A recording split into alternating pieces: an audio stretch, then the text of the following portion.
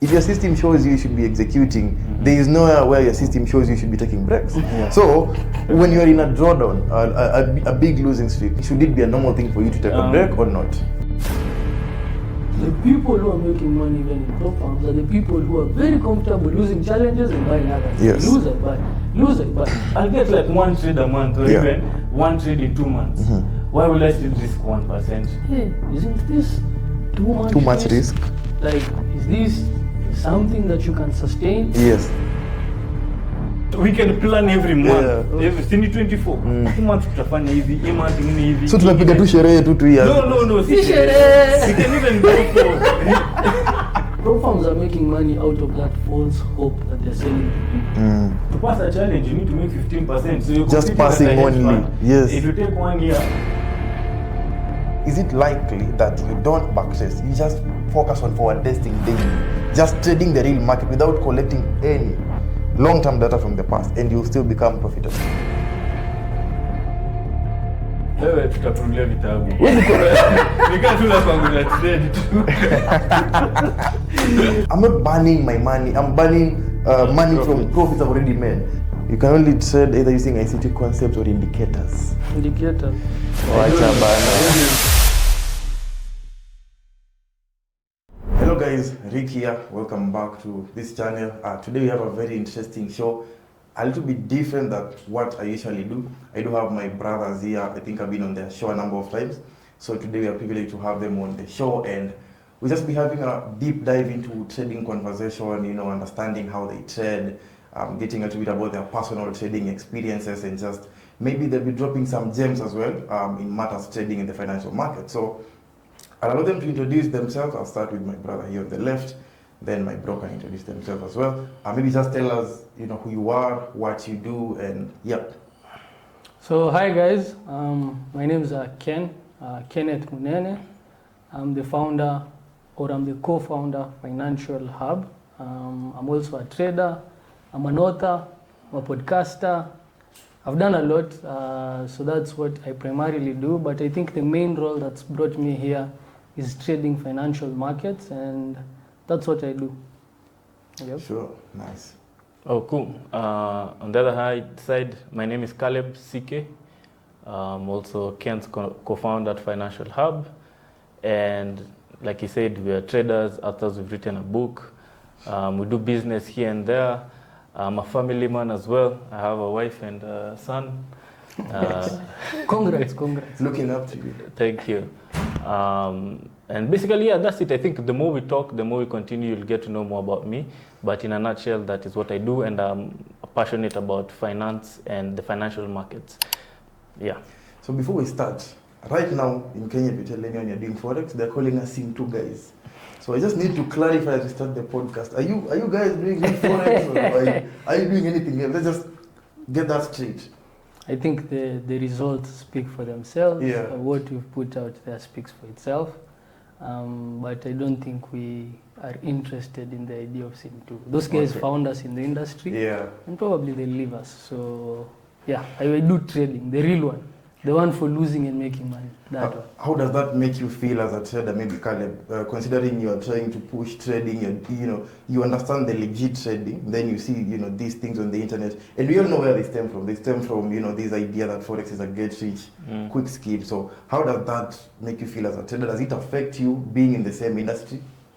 Okay, well, of course it affects me, because of course it's not like when we started trading. It's been how long, Ken? 8 years now. About 8 years ago. You'd easily go and tell someone, I'm in the financial markets, I'm doing Forex trading. And back then when we started, I remember it was still unregulated. So there was a lot of scams. But it wasn't online social media hype the way it is right now.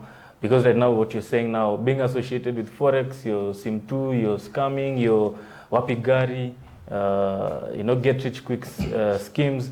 So of course it makes me feel in a certain way like the industry itself. Personally, I'm not really affected about it, because we know what we're doing, we know how we've built our reputation so far. So it doesn't really affect us. But as an industry for a whole, mtu says a new person coming to say, hey, Forex, they come skeptical and a bit not so sure or confident about the industry. But for me personally, it doesn't really affect me. I just keep back, I continue doing what I do. Interesting. So currently we're in Q4, right? The year is almost ending.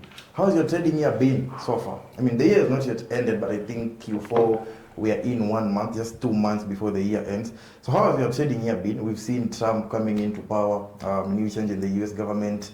You know, Trump, dropped bombshells every other time. As we speak, we have the US government shut down. So how has your trading year been? We can look at it in terms of the Forex market, and also you guys look at other markets. So how's your trading year been in terms of the Forex market and the financial markets as a whole? Maybe Ken, you can tell us. Guys, let's take a break and let me share with you about the amazing sponsor of this video, Proper Match. Now, before you take that challenge, you want to do proper due diligence, whether it's a CFD's farm or a futures farm. Some of the top things I look for include the trading conditions for the farm, things like the spreads, the proof of payouts, the longevity of the farm, the platforms they offer for trading, and most importantly, their challenge rules. They must be favorable depending with my trading style. Proper Match offers a solution to this. They've built a platform where you can find information across all the top farms in the industry with verified reviews from real traders who are actually using the farm. Inside the Proper Match website, of which I do have the links in the video description, you can do a few things, including filtering for the specific farm you want. For example, based on my country, I could filter and look for a farm in Kenya. Then I want a Forex farm. The platform I prefer to trade with sometimes could be MT5, and let's say I want to go for a one-step challenge. By a simple filter, I can now see all the available farms in my country which are offering a one-step challenge for Forex and have the MT5 platform. The most interesting thing is you can go under the prop farm rules, and with just one click of a button, you can literally scroll through every top prop farm, read through their most important rules. So instead of going to research and look for all these farms individually, you find all the information at one place. And finally, after finding the farm you want, let's assume we've settled for this company here. By a single click of a button, you can find all the information about this farm, the reviews, their different challenge models, platforms they offer, their payout methods, whether they do have a consistency rule or not. Just by clicking here, you can be able to find all that information at one place. Also, the restricted countries, so much that you can find out. Most importantly, Proper Match gives you the best offers and discounts in the industry. Like for this company right here, we have a 20% off, and you only get that using the code MATCH, which is in the screen of this video as well. Remember, you can do the same for Forex, and by a switch of a button, you can go to the futures farm. So feel free to check out Proper Match. I do have the links in the video description. Also use the code MATCH, which is displaying on your screen when checking out at any prop farm available in their website, and you'll get the best discount. That being said, let's get back into the video.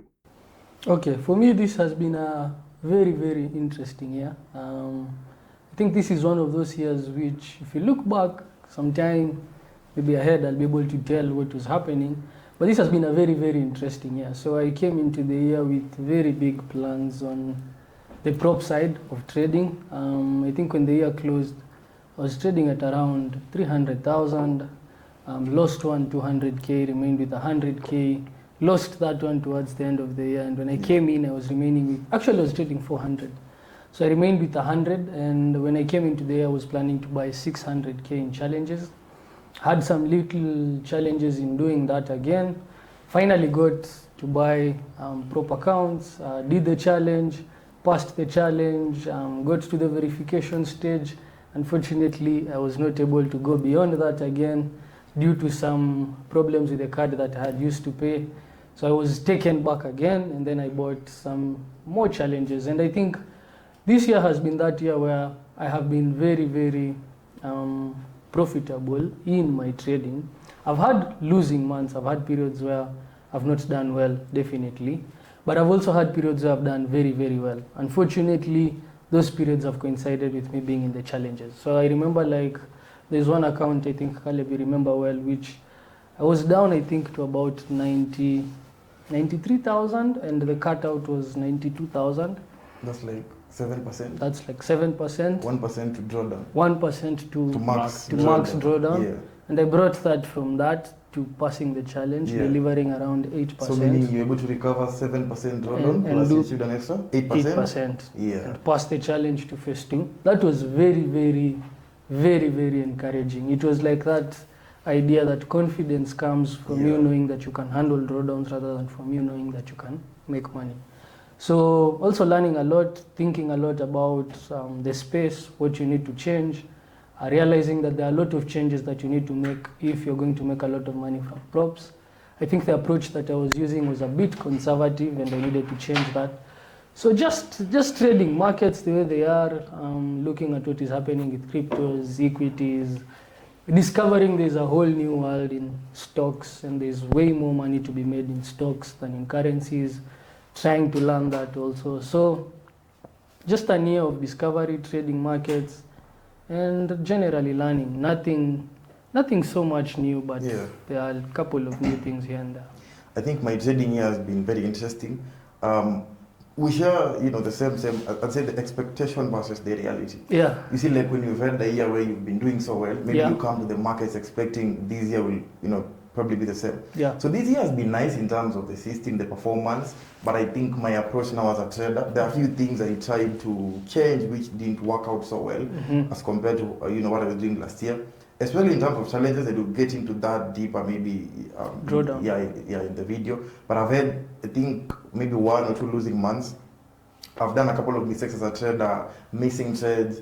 And with a system like mine, you need to be very precise for you to replicate the results. Because I think with all systems generally, I would say that. But I feel like there are systems which give you many trades. I mean, let's say if your system gives you 1 trade per day, even if you miss 1 day, I think you can still recover. Yeah. As compared to a system which But gives is you that a 3 trades a profitable month. system? Now see, that's a different question. Okay, Right? yeah. So based on my system, I get like very few trades a month. So I've had a couple of months where I've missed trades.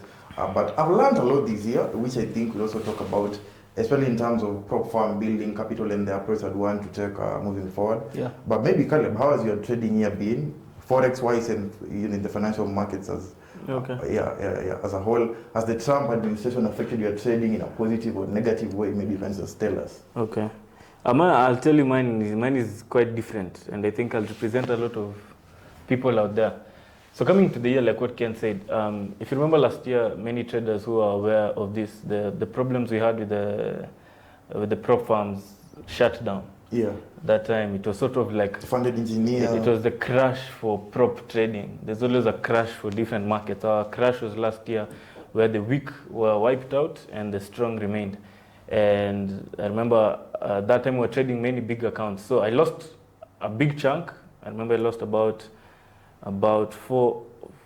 those are 400, 300, and about $600,000 prop farm account with funded engineer and the funded trader. Yes, those were my biggest losing. I had big accounts there, especially with funded trader. I had a 400K account there. Hapo nilikuwa sure, they were number 2 at that time. Yeah. Number 1, who was number 1 at that time? Is it FTMO? FTMO, yes. I don't know why it came and talk FTMO. Then we had the funded trader. But anyway, it came out. I remained with an account, with 2 accounts. I remember I had an FTMO one and another one with my funded FX. And then, so I had those, like what Ken was saying. Coming into the year, I was finishing with that around 200K.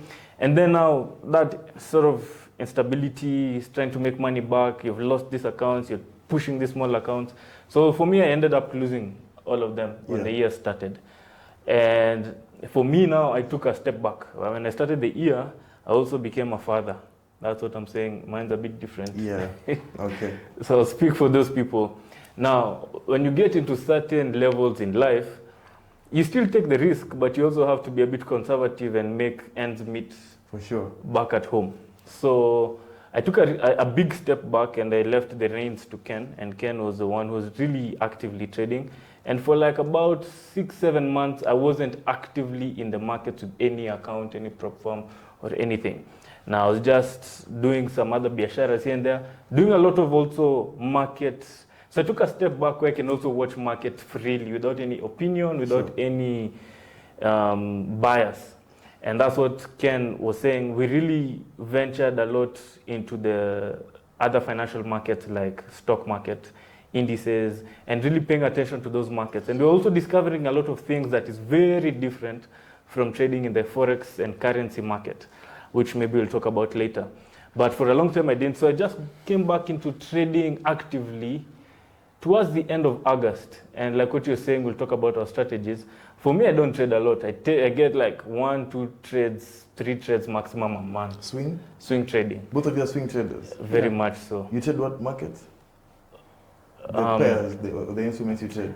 I'm focused on the 3 indices, the US indices, which is US 30, US 100, and US 500, Okay. and one commodity, which is gold. So both of you trade different, right? Yes. Okay. We'll talk about that. So, So for me, I've just come back. And, you know, just to get a bit deeper on that one, many traders, and this is what I was sharing with Ken, because we talk a lot. When I used to read Market Wizards and all those things, there's a trader, Ken is normally familiar with them in terms of who. I don't know if it was Michael Marcus or Matty Schwartz, who left trading for 10 years. Who was it, Ken? It was either Michael Marcus or Matty Michael Schwartz. Marcus. Michael Marcus. Yeah. He left trading for 10 years. And he's in Market Wizards just to come back. And after that, he had a very... So that back then I used to tell Ken, hey, how do you leave trading for 10 years? Yeah. How do you leave it then come back? And I came to discover this last 6-7 months when I wasn't trading, time really moves fast.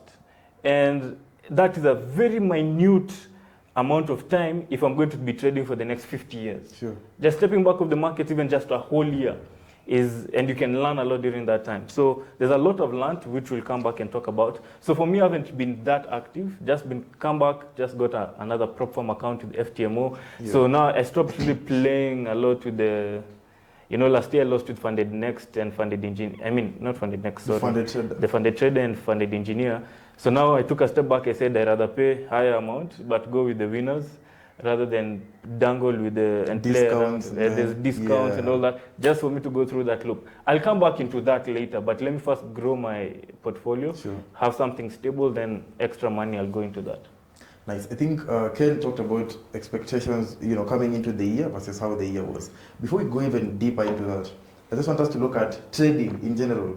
What were your overall expectations when you started trading versus your real year? By now I should be a millionaire. You've been trading for 8 years, right? I should be exactly. a millionaire So by now. there's those expectations you had by that point in time. Yeah. So walk us through what you were thinking when you started trading versus the reality that you faced, you know, in the market as a trader.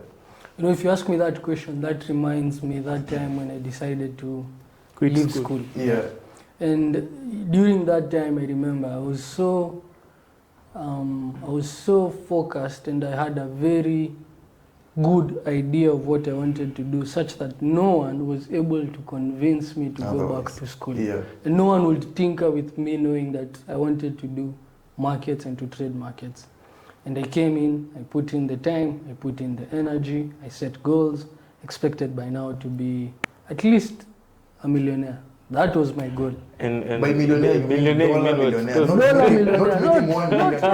Okay, making $10,000, that one you can do. Of course. Yeah. That one and you've that one done. we have done. Actually. Of course, yeah. But a millionaire, okay, there's this, a millionaire, if you hear someone saying a millionaire, it's not someone who has $1 million shillings. Exactly. A millionaire is someone who's accumulated a net worth of $1 million and more. Which is about 120 million Kenyan shillings and above. Exactly. Yeah. If you have not attained that, you're not a millionaire. Yeah. That you shouldn't use that name. For sure. Yeah. So that was the goal. Your use was what? 1,000 there, how many years later? What do you use? Pardon? To boost your ego, what do you use? For the person who's below. Yeah, You work 10 harder. million. You work Yeah. harder. You say, So what do you call yourself? Just a rich person? I've made some no, millions. I'm still hustling. I'm not even rich. I'm still hustling. I'm a hustler like Yeah. Ruto. So Uh-huh. what I would say is when I came in, I had that expectation, and I took time to observe people who are trading, specifically FX. And I learned a lot from them.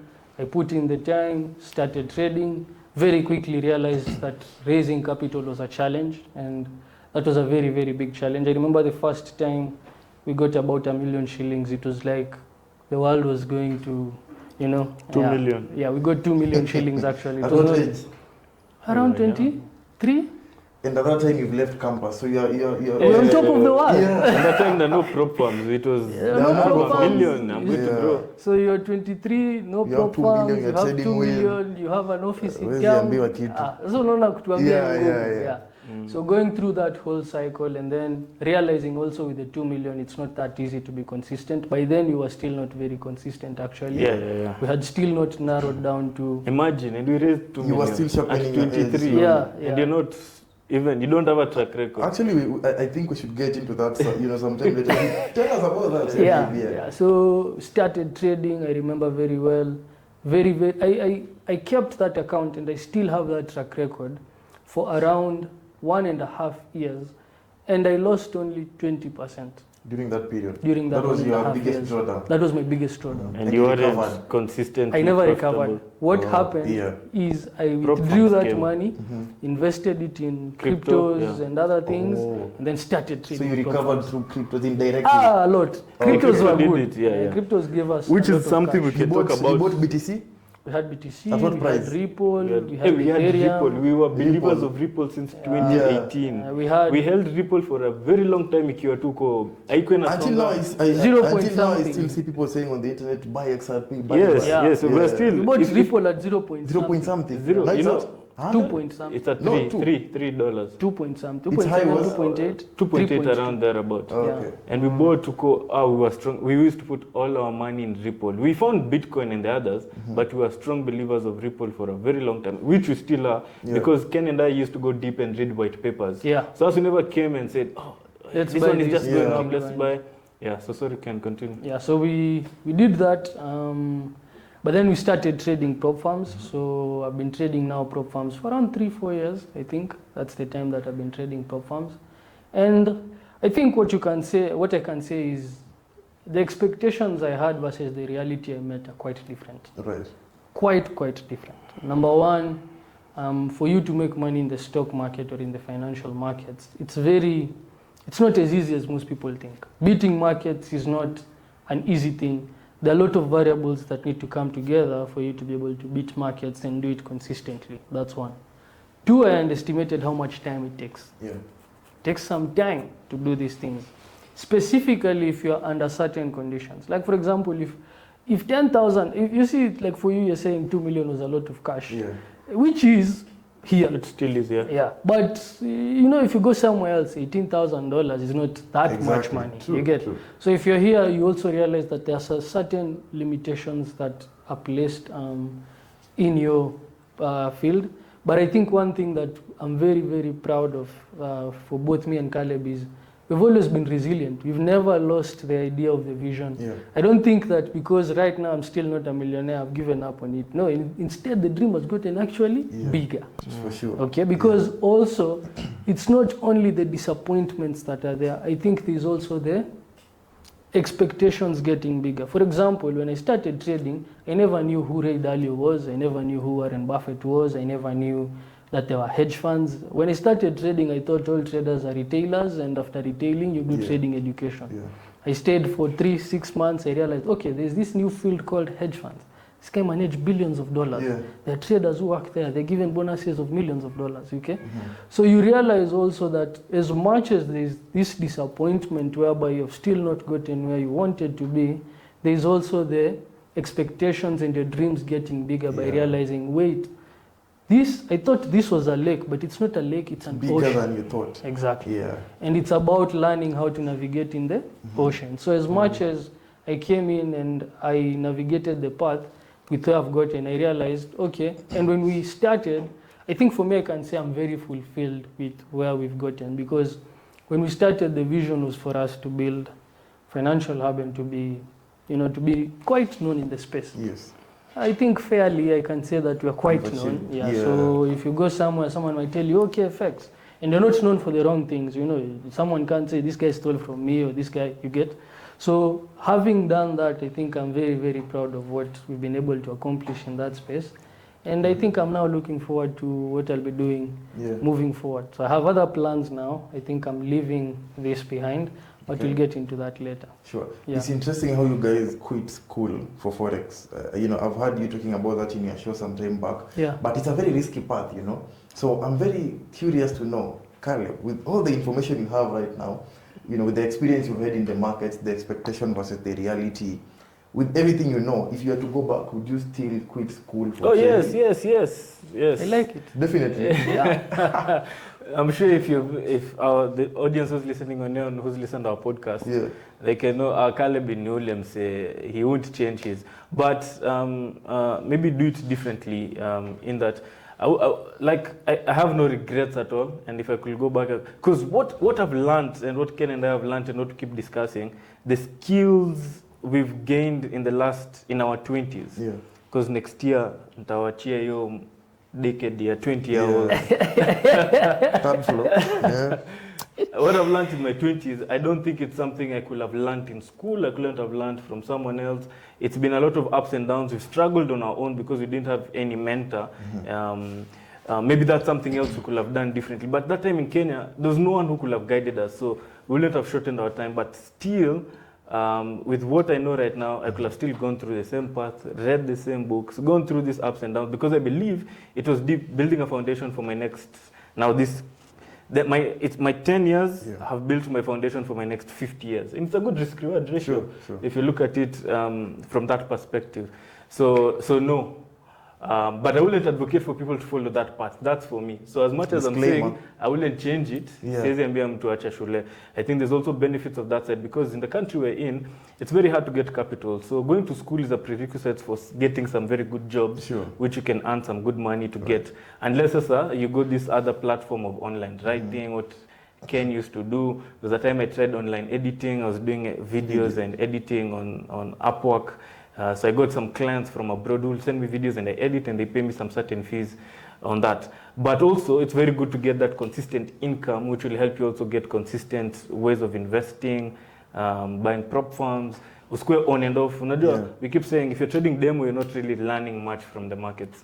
You're just learning how to buy and sell, palico execute, but the emotions, the market spikes, that one that you can't sleep at night, you're not learning. So to cut the long story short, I wouldn't do anything differently for myself. That's interesting. Personally, I didn't quit school for trading. I went through school and I tried to balance, but I gave trading most of my time. And going back, I still would. Yeah, how did you balance? We've never told us that story. I don't even think your audience knows. How did you? The balance wasn't like a 50-50. It was, I was giving most of my time to trading. So I was just going to back class. in school? No, I'm saying in campus. In school. Yes. So I was just going to class to make sure I attend the classes where I can to get some notes. But like I was very determined that trading must work at some point. So I used to give most of my time in trading. I missed like a lot of classes. You knew about trading what year of university? I knew it in first year, but I started learning at the end of first year is when I started being serious about it. Yeah. Okay. So at the end of first year is when I started to give a lot of my time in trading. So I was hardly attending classes like consistently. I think I said this in your podcast that my academics wasn't really the best when I was in campus, because I was really invested in trading, learning. It was frustrating. Then back then you were doing it like alone. There were no people who understood this thing. So you are learning on YouTube. You start to question whether this thing will work or not. So it was very frustrating. But if I was to go back, I think I'd just take the same route again. Maybe I just change a few things because, of course, I have some information. But I want to say if you go back just on that point, sorry, will you focus more on school, Ama? No, I wouldn't focus more on school. If you had to go back with what you know now? With what I know now, I'd actually focus more on trading. But I think my learning phase would be more faster because now I know, But now that better. time you didn't know? No, I think I told you guys in your podcast that where I come from, I cannot live together. I don't get the point. The point is not about living school. Like if I look at my life at 18, 19, I'm still under my parents, support, etc. Now it was difficult for me to leave school. Because if I leave school, then it means, they probably feel disappointed. They might decide they're not, paying for me up to They anymore. just say, you're a grown up, you've decided to hustle. Yeah. So for me, you see me, I didn't grow up in the city. Yeah. Me, I came but now over there from Western with a bus. Oh, yes. You came what age?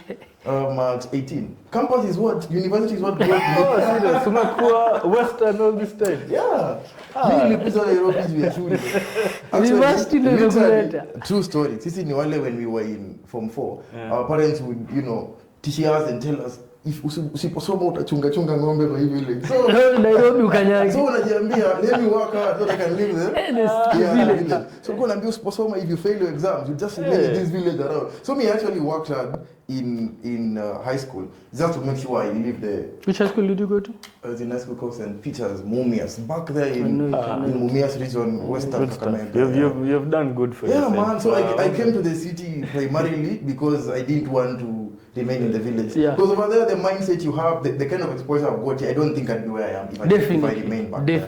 Even maybe trading, I wouldn't have known it as true. You understand? Yeah. But that's what brought me over here. So for me, I don't think I'd quit school. I'd just do it for the purposes of maybe my parents, etc. But I'd give a lot of time to trading. Okay. Yeah. So I'm curious, you guys have been trading as partners for, is it 8 years? Yeah. Since we started, yeah. It's very interesting because my trading journey was different. I was doing it alone. I had a cousin of mine, but I can't say we were really partners at every day. So I'm curious, how was your learning phase? Like, maybe Ken, just tell us, how was your learning phase in terms of, now you've seen this thing called trading and you want to become a good trader and you're very passionate. Did you ever have any mentorship? Was it a YouTube video you were watching? And what are some of the challenges you faced during that path? And how are you able to narrow down and now get to a point of profitability? Like, I want to understand your learning phase. If you ask me about my 20s, the phase that I enjoyed the most was during that phase. That was the most interesting phase to me. Because what happened is I left school, started reading books and watching YouTube videos. So I'm one of those guys who learned from Astro. But I never ever, Astro FX. yeah, I never paid a penny. You found them when you started? Yeah, I found them on YouTube. I think they were among the biggest guys back then. Yeah. So I never paid a penny, but I can tell you I watched all their videos. I knew how each of them trades. I knew, like, this person, this is the process. And up to date, I think I adopted much of my process from them. Yeah. Okay.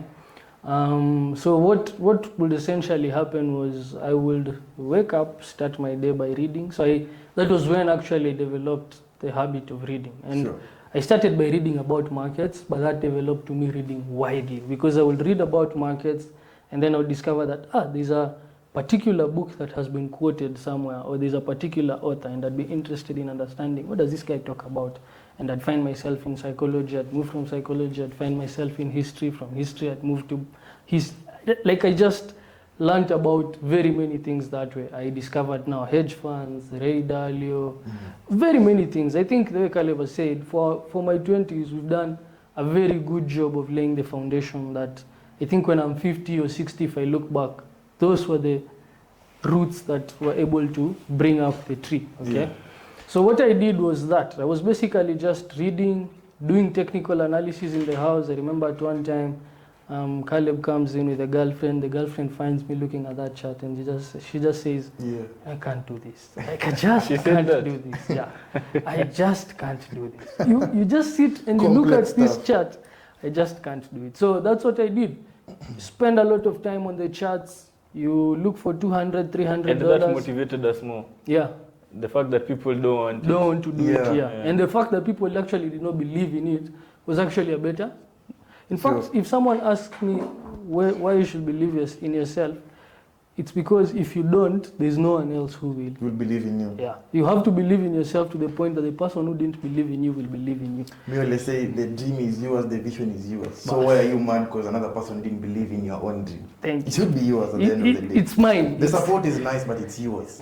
Yeah. Thank you. So that's what we did. So I would read, I will spend a lot of time doing chart work, I will deposit little money, $200, $300, $400 if I came about. Trade. I remember when I left school, my parents had paid about $130K. So when I called off, I reclaimed that cash. In uni? Yeah. When you were studying Nini, was it parallel or something? Yeah, I was studying parallel engineering. Okay. So I got that At cash. First he wasn't parallel. We were both doing first Gava. Yeah, so I was doing Gava mechanical engineering, but I didn't like. I went for a workshop in mechanical engineering. I hated it. Yeah. So I decided I won't do mechanical engineering. That's why you were together. So not only did you quit school, but you also switched courses. No, I tried switching, but then they refused. Oh, okay. So I had to get out. So I've dropped out twice. I'm a two-time dropout. Two-time dropout. Yeah. So I left Took. Yeah. I stayed at home, just doing my own thing. By then I'd not even discovered trading. I just decided, I don't want to do this mechanical. So I stayed at home, just discovering myself, spending time with guys, playing PlayStation. That was the vibe. Up to September. And then I joined KU now to do electrical. So I thought electrical was something that was better for me. But then again, I only stayed for a semester. And then I left now to do trading. Okay. And that's how I'm here. So in your learning phase, the thing I still want to understand now, you guys as partners, I'm very curious, when you were learning, how is it possible that you learn together but you trade differently? Number one, you trade different markets. Yeah. I believe you also trade different approaches, right? Yeah. So the thing I'm trying to understand is you guys were learning together. So is it that at some point you would share with Caleb and tell him, maybe I've been watching this video, I've discovered this. Then how did it transition to now you having your separate edge from him? And is there a time that one of you is more profitable, then you feel like maybe you should, you know, start trading like bro because he's making more money than me. Like I'm just curious, first of all, how you were able to trade differently while you were partners at the same time. Okay, you want me to answer that? Yeah, for sure. Okay. So for a long time, so we were staying together. So ours was worse because we were staying together in a 2-bedroom in Zimmerman. That's where we started our life. Ken is on the other room, I'm in the other room, but we had our sitting room where we used to come during the day. It was our office. We didn't have no TVs. We had stickers on the wall and just one big table that Ken came with from his previous house. That's all that Ken brought, and he let a mess up. No, Ken brought a lot, you know. Ken was living together before we moved in. So if you go back, Ken used to be in a bed. I was in a bed sitter. In South B. Studio. It was a bed sitter. Studio and a bed sitter are very different. So Ken was in a bed sitter. So what's the difference? Iko. Studio ni bed sitter imeomoka. Yangu ilikuwa studio. Nilikuwa nalipa bed sitter 18,000 actually. Oh, okay. Maybe that was a studio. Yeah. Anyway, Ken alikuwa na bed sitter ingine tricky pia. Same hiyo. That one was in Shuge. After I left South B. Yes. That's the one you're speaking about. Yes, that's the only one. That's when we had known Forex. Because you dropped out tukajifungia huko. So there's like a bed. Yes, studio. Equal studio. I don't know. Maybe if I get a photo, I'll send you. Equal studio. So it was like so Ken had some stuff. Me ndo sikuwa na stuff because I was coming from my parents' house. So I used to go to Ken's house. Tulikuwa it's like 3 days a week. I'd go to Ken's house, I sleep at his house, we edit, we chambua the markets. And then now we decided let's move into a bigger house, and now we had dropped out COT. Let's just move in and do this thing together. So of course we influenced each other in different ways, because one thing Ken and I were always the same, and we've always been like that. We've been swing traders and we've been trend followers. Yeah. So for a long time, I don't know, Ken, did you ever do reversals? I've always followed the trend. That's something we established together, and we tumekuwa pamoja on that one. The only thing we did different is now our approach. Now, mate, we all tried different things. I think that was a good thing. So we had a whiteboard where I think every 2 days or a couple of days, everyone will teach someone something. So Ken will come and say, okay, I've learned this about trend lines. Okay, teach us. And we had a lot of arguments, a lot of fights, a lot of understanding of different markets. Yeah. And now me, I traded a lot of things. I've traded Elliott Wave. I've traded. The time you traded Elliott. PC. He would name all of them. Yeah. 1, 2, 3, 4. This is a correction. ABC, alternation, all those things. Ken now, his foundation was like, hizo si zake. And then I think we all had strong opinions. So if it's not yours, it's not yours. Yeah. So I think that's what. But sometimes when you get like, there was a time Ken is having a winning streak. Hey, you'll come and hey, you want to listen more. Yeah. What are you doing? Me hangu imenichenga hata hizo waves siwezi count, imenikata. So you try that, then later on Ken anaingia sasa maybe into a losing streak. Wewe sasa ndio ulikuwa umeanza na. Yeah. Unasema sasa nirudi kwangu. And that happened a lot of times. Yeah. We could that pull and back and forth. It happened a lot. But at the end of the day, I think you build that understanding of the markets and you've read books, you've listened to consistent traders who say, just stick to what you know. Even if this person is on a winning streak, achana na say, stick on what you know. So over time, and that took time, I'm just shortening it, for like 4 or 5 years, is when now you just say, okay, let me just stick to what I know and continue doing what I do. And that's how but we really influenced each other. That one I won't lie to you. There's a lot of back and forth, especially for me. Now, let me tell you a story. Like, you see, when I met Ken and the rest, Ken ni chopi, Ken alikuwa index 1. Yeah. So, okay, in my opinion, mimi nilikuwa index 263 out of 283. Ile ukweli ile, na nilifanya exams cuts nikakuwa huko bado behind me high school I wasn't. Ken sasa nilipatana Ken alikuwa opposite. Ken angesoma kitabu hapa in 2 days is done. We sasa backbencher S class. Ukisikia pata chuo tuliwa ile serious ile made enter exam and not answer. So really came, those were my thing anyway. So Ken was choppy, so alikuwa na grasp vitu haraka. So now for me I'd be easily influenced, maybe them not so much. Mimi ningekuanga influence. So ameshika hizi vitu na chap. Mimi was mtu practical, and when we were in school together with Ken, bila nasema yeye alikuwa anapenda hizo vitu za mkono. Mi sasa nilikuwa mse hands on. Nilikuwa So nachora. you smart in a different way. Hizo vitu Kupitia Ken alikuwa kamera, nacho. Kuna kwanza kamera alikaa akafanya Mbio. watu There's a wakasema, time. do you know what you're doing? pali Ken aliquit, let me say, why Ken quit mechanical engineering, there was a time tuliambiwa tutengeze bottle openers. We had to make bottle openers Real kwa mechanical shop. Yes. Udrill, uchape angles, uchukue hiyo chuma, you chora some lines, we carve. Hapo Ken alisema, did you even do it? Okay, that's why Ken said this stuff is not my thing. So me was into practical, this graphic, you remember those things we used to draw? I used to have, this was Caleb my was thing. smart with people. If you go somewhere, he will come out knowing every person Yeah. there, what that person does, and with the contacts. He was very smart with cameras. He knew how to handle, how to be in front of the camera. Yeah. So he will tell me, Ken, hapa hapana, do this. So there were some things that he was good at, and Good there were at. some things that Yeah. I was good at. Good at, yes. And So- it was very good because they were complementary Yeah. skills. They were not similar. That's actually perfect for a partnership. Yes, yes. So you will find that opposites. if I have content that, let's say, we want to put out, he has the specifics of how it should be put out Done, yeah. and distributed in the video. So it was just a good partnership where we were smart in different ways. Yeah. Juu pia mi kuna Yeah. vitu zingine, if like for example being in front of a camera, I was very very poor at Yeah. it. Very poor. But now Caleb was good at it now. Exactly. Okay. So it was just a function of knowing different things. Yeah. Yeah. So yes, so to cut the long story short, yes, we influenced one another, but at the end of the day, we found our common, comfortable ground and tumestick hivyo. Nice. So I want us to just talk about your trading approaches kidogo. Just a brief. Maybe Ken, if you open the forex market, now that you've already been to your age, you go to a place where you have the experience in the market, you are a trader who's profitable. Just give us a brief summary of your trading strategy. You don't have to go into every detail, but just tell us.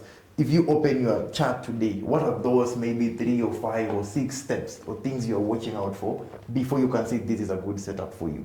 Okay, so number one, so I'm a swing trader. So Okay. I trade on a week-to-week basis. But I realized also by looking at my data that framework of week-to-week was also limiting me because some winning positions will probably require like 2 weeks for them to get to my targets.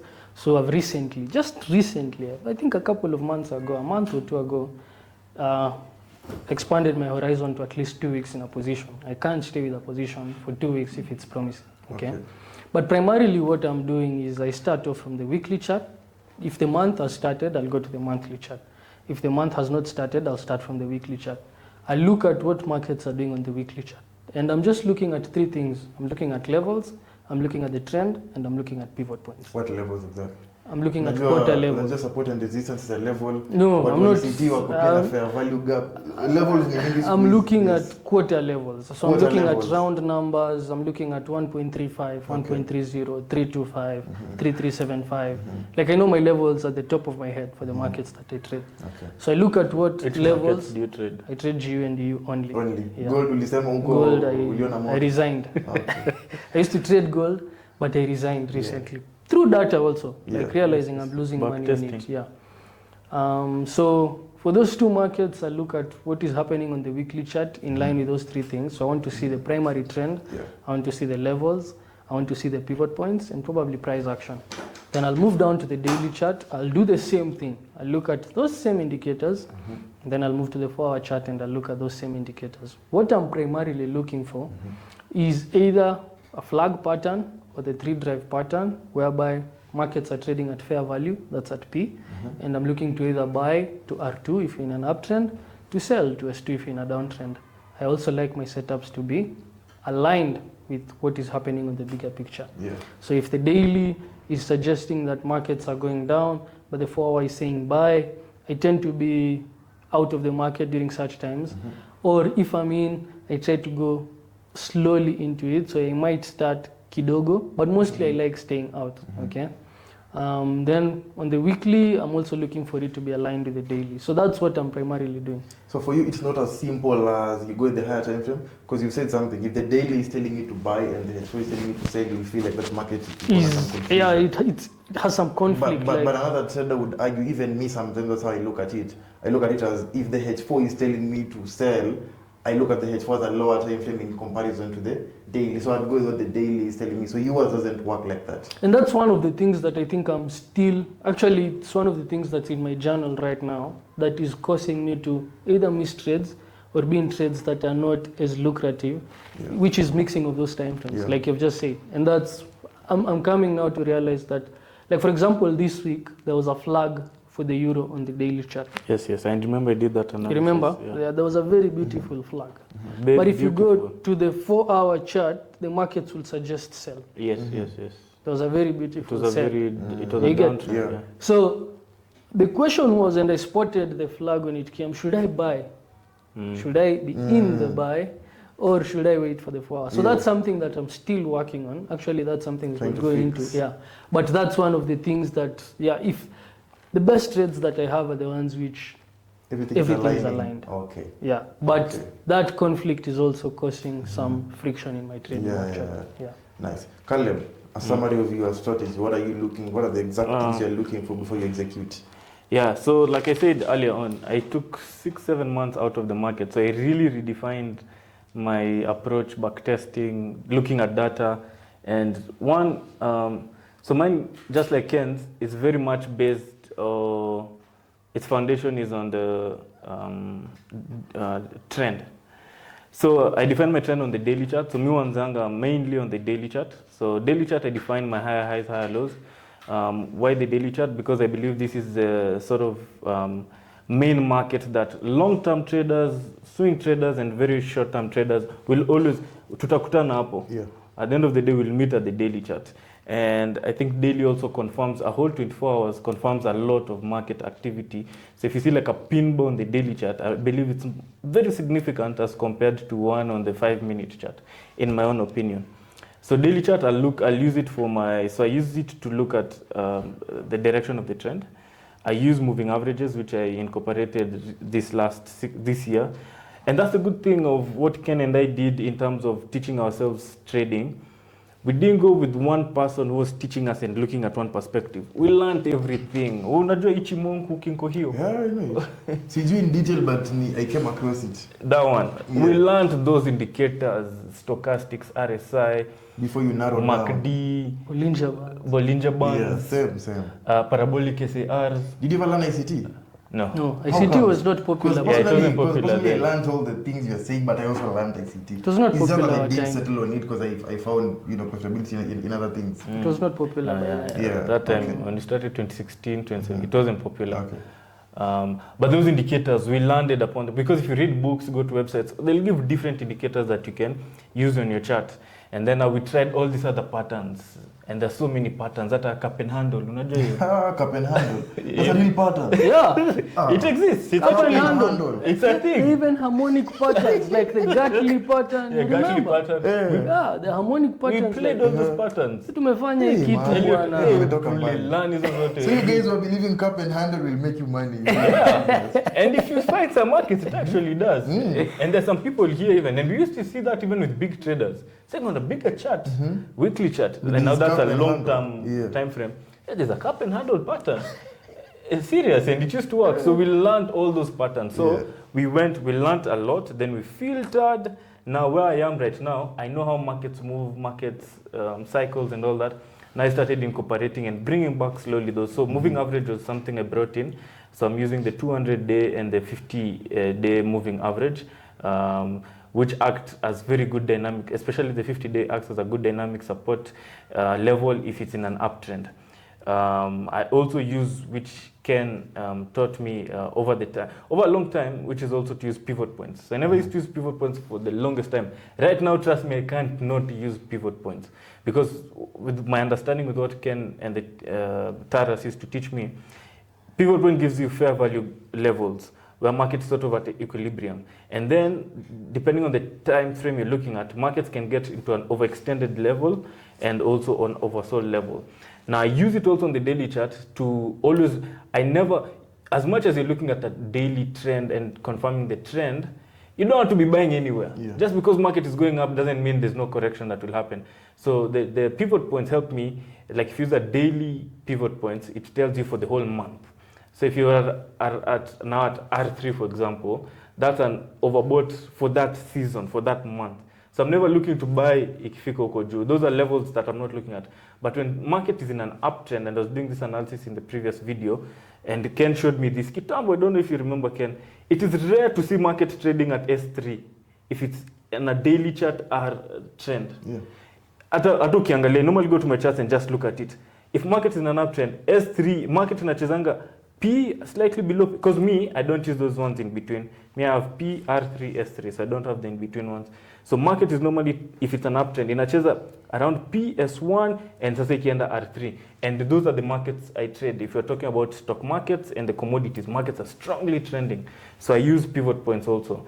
And then I come to the 4-hour chart. I use the main pattern that I trade is flag pattern, what Ken mentioned. I use key levels. I use Fibonacci corrections, because when I'm analyzing on the 4-hour, I always have to look at where the levels of liquidity and importance, where people are looking for these markets, am I correct to go back up?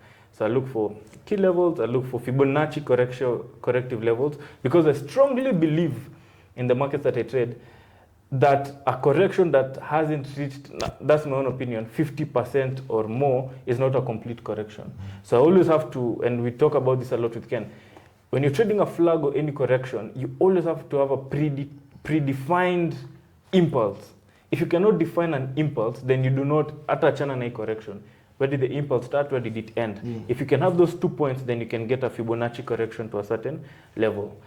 And the lowest time frame I go to is the 4-hour.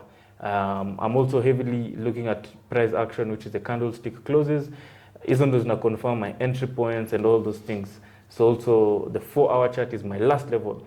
I used to strongly trade the 1 hour and those 5 minutes, 15 minutes. To me, those miska is on mekuachia when the guru those sides. Mina can swing traders. Can you go lower than 4 hour?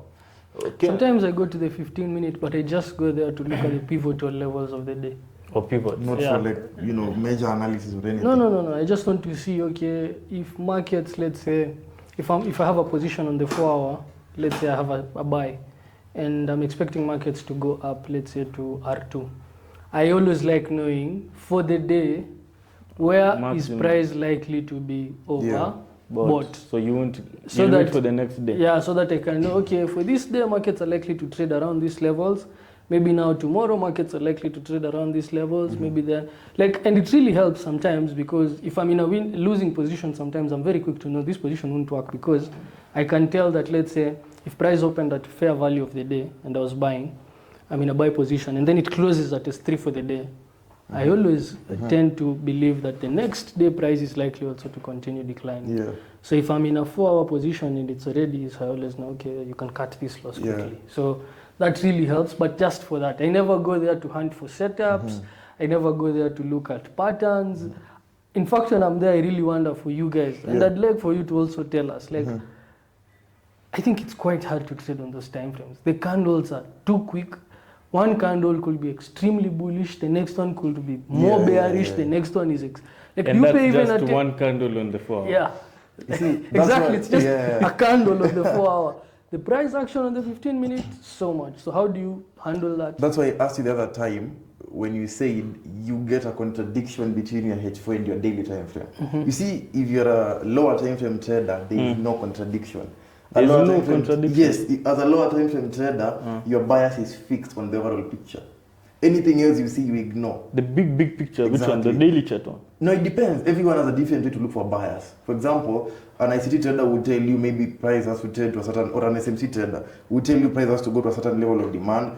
If maybe for an SMC trader price hits a daily demand level, they'd expect you to continue buying. So until price maybe hits the next level of supply or the next level which is contradicting their bias, they'll only be looking for buy opportunity. You understand? So now in the lower time frame, all they'll be looking for is now entry to buy, but maybe on specific days. So for my case, which time frames do you use? I use the M15 for me. For me, I use the M15 for execution. But in terms of the bias, for me, my bias is on the daily time frame. So as long as the daily time frame has told us, today we are buying, Even if you see an M How does pattern, it tell even you? if yeah. Okay. What are you looking at on the daily chart? Nini make sure, is it the trend? Is it a candlestick? So again, let me just say this. My approach is unique. It's not the same for everyone. Which is fine. But for my approach, based on how I've backtested, I focus on the overall trend, on the daily. So the daily is the primary The trend. daily is the primary trend. How do you For watch? years, I minimize the daily and look for at least 2 to 3 years. How do you define in Rick's unique strategy? How do you define a trend? A trend? A trend is the direction where the market has been going for the last 2 to 3 years. For an intraday trader, this is not for a 2 to long-term 3 years. trader. Yes. So we are only focused I'm only focused at what the market has been doing for the last 2 to 3 years. Same thing with backtesting, which we'll talk about. When I'm backtesting, I'm not interested in data of 2010. It may not be as effective. True. Yes. We also said the Yeah, same. especially on the lower time frame. Really, but me I do. And now you see, for a swing trader, it may be different, which we'll look into. So for me, the daily time frame shows me the trend. If the trend is bullish, I'm looking to go long into that market for my current strategy. Apart from that, I always want a previous day indicator. The fact that the trend is bullish, I just can't be buying every day. You understand? Course, yeah. So for me, I have something that I call the previous day indicator. The previous day must be respecting the trend for me to have confidence that the following day we will see. If it's a bull continuation. market, the previous day must be a bullish Candlestick. close. Perfect. Even if it's a Whatever bullish trend, size. whatever size. Okay. Because I also tested and tried to check, does the size really matter? And I noticed as long as it's bullish, it could be a spinning top, it doesn't matter. They still high chance the following day will get some bulls. Then the interesting thing about being a day trader, we don't look for a lot of pips. I look for 45 pips on USD JPO. That is nothing. And you risk how many pips? I risk 15 pips. I mean, now that is impossible. So you have to be precise on your Now, time. Yes. let me tell you how interesting it is to become a day trader. Yeah. You can be wrong on where the market will go eventually, but you'll be right on your setup. That's the most interesting thing. For example, if I show you some setups, you will see where I took my buy, I hit my 45 pip. Then by the end of the day, by New York, the market came and dropped and dropped and dropped and dropped. So if you look at the candle of that day, it ends up closing with strong sells, and you will not imagine there was a bullish opportunity in that day. But for me, I still got my short term. Trade. So Trade. if I look at it in hindsight, I'd even wonder who was buying this market. Perfect. Perfect. Okay. Most of my setups, I always say by the time I'm executing, if you've not backtested it with me, you might not have the confidence to take it. Because the market is usually has been selling and selling, then I'm telling you, let's take the buy trend here. But you see, I've tested those things, so I know the best level of TTC. But it's very interesting to be a short-term trader. You get your setups very easily. Not easily, but they run faster. You hit a sell faster or your TP faster. But most importantly, we focus on the overall trend. How do you like avoid over trading? Because like for me, it's not like I've not tried trading on the lower time frames. I think I've not tried it seriously. Like let me use the right word. I've not tried it seriously. Yeah. But there was a time, I think some time back, I would go to the 15-minute and try and do what I was doing. I was just doing the fractal idea. Yeah. Like what I was doing on the 4 hour to do it on the 15-minute. But then very quickly I realized here I'm liable to overtrading. Like I'm more susceptible to emotional trading. I'm more susceptible to believing that there's another setup that will come. It's hard for me to be quite selective. So how do you deal with that? So that is where I'd say rules come in, number one, because the system you're using, for me, it's a proven model. I have tested all those things. I think at some point, maybe one day I'll try to just show how I will test my system. But when I test my systems, I usually have a list of variables which I must find out for me to prove that system is profitable. One of them could be, best level for stop loss, etc. Another thing is, do I trade during certain news or not? What news affects my market more? And to answer your direct question, something else that I look at is what losses should I take with this strategy per day before I can stop trading for the day. Okay. Yes. Okay. So okay, like based on my strategy, okay, we have an alliance of 2 maximum SLs, specifically not trades, in a day. stop losses. And TPs? There's no TP is only one. If I hit a TP for the day, I'm not looking for any entry. I'm done. And on you risk what per trade? 1%. Normally I've been doing 1%. At the moment I'm trying to think about changing my risk, which we will also dive into a little bit later. But normally just do 1% risk, targeting a 3R. So 1% for 3%. Simple. Okay. Yeah. So day trading is quite Is it always 1:3? Always 1:3. It's a fixed one. So it's 15 pips to 45. Simple. And you have a fixed pair, so you always know your lot size. It's the same. My lot size is the same. once in fact, right now, I think on 100K I'm using a 10 lot size, if I'm not wrong. A 10 lot size. Yeah, then it'll be higher. JPY is also, I think they share the same people value. So the same lot size on card JPY is the same one I use on JPY.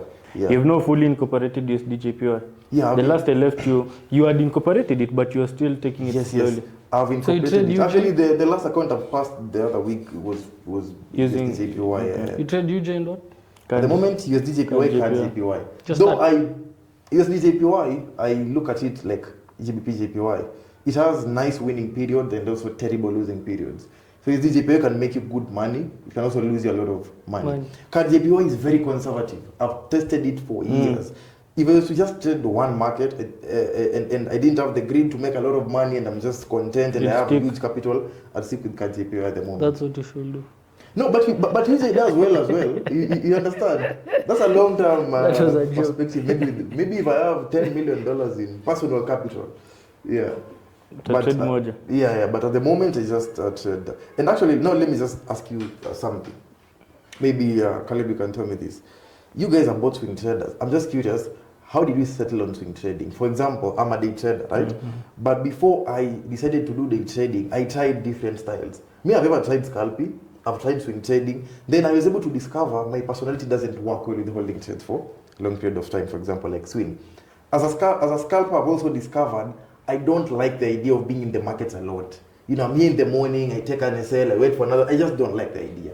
Even if I built a profitable edge for scalping, my personality would, not allow me to execute so well.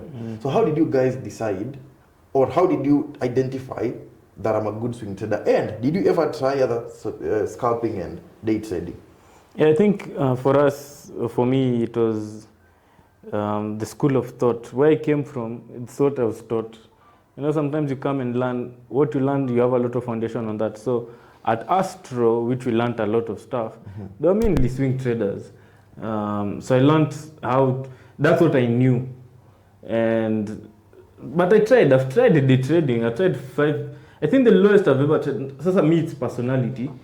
Me, I take time to make a decision. So I'm never in a rush, in, out. So yeah, daily scalping, the lowest I've gone to execute a trade is the 15 minute. I've never gone anything lower than that. Yeah.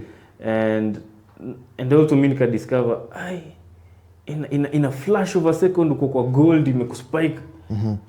Nikasema hii hapana. Let me just get a bigger time frame where I can have a bigger stop loss, analyze or have a different entry size in terms of my stop loss level and my position sizing. And Nanshiklia too. Then I think I just became comfortable with it from day one. Nashiklia too, overnight.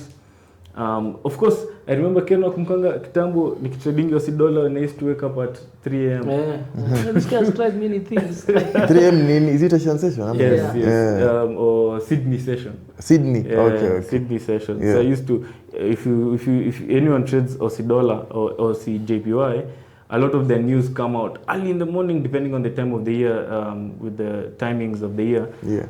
Around 5 a.m., 6 a.m. wanatoanga interest rates. Ni hizo mapema. So I used to wake up early and prepare myself up for 2 a.m. I'm up 3. Analyze market.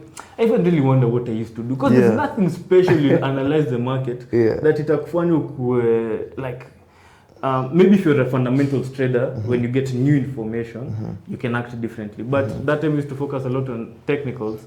I don't know, but anyway, for me, I just became comfortable with it, and from day one, I just nearly stick to swing trading.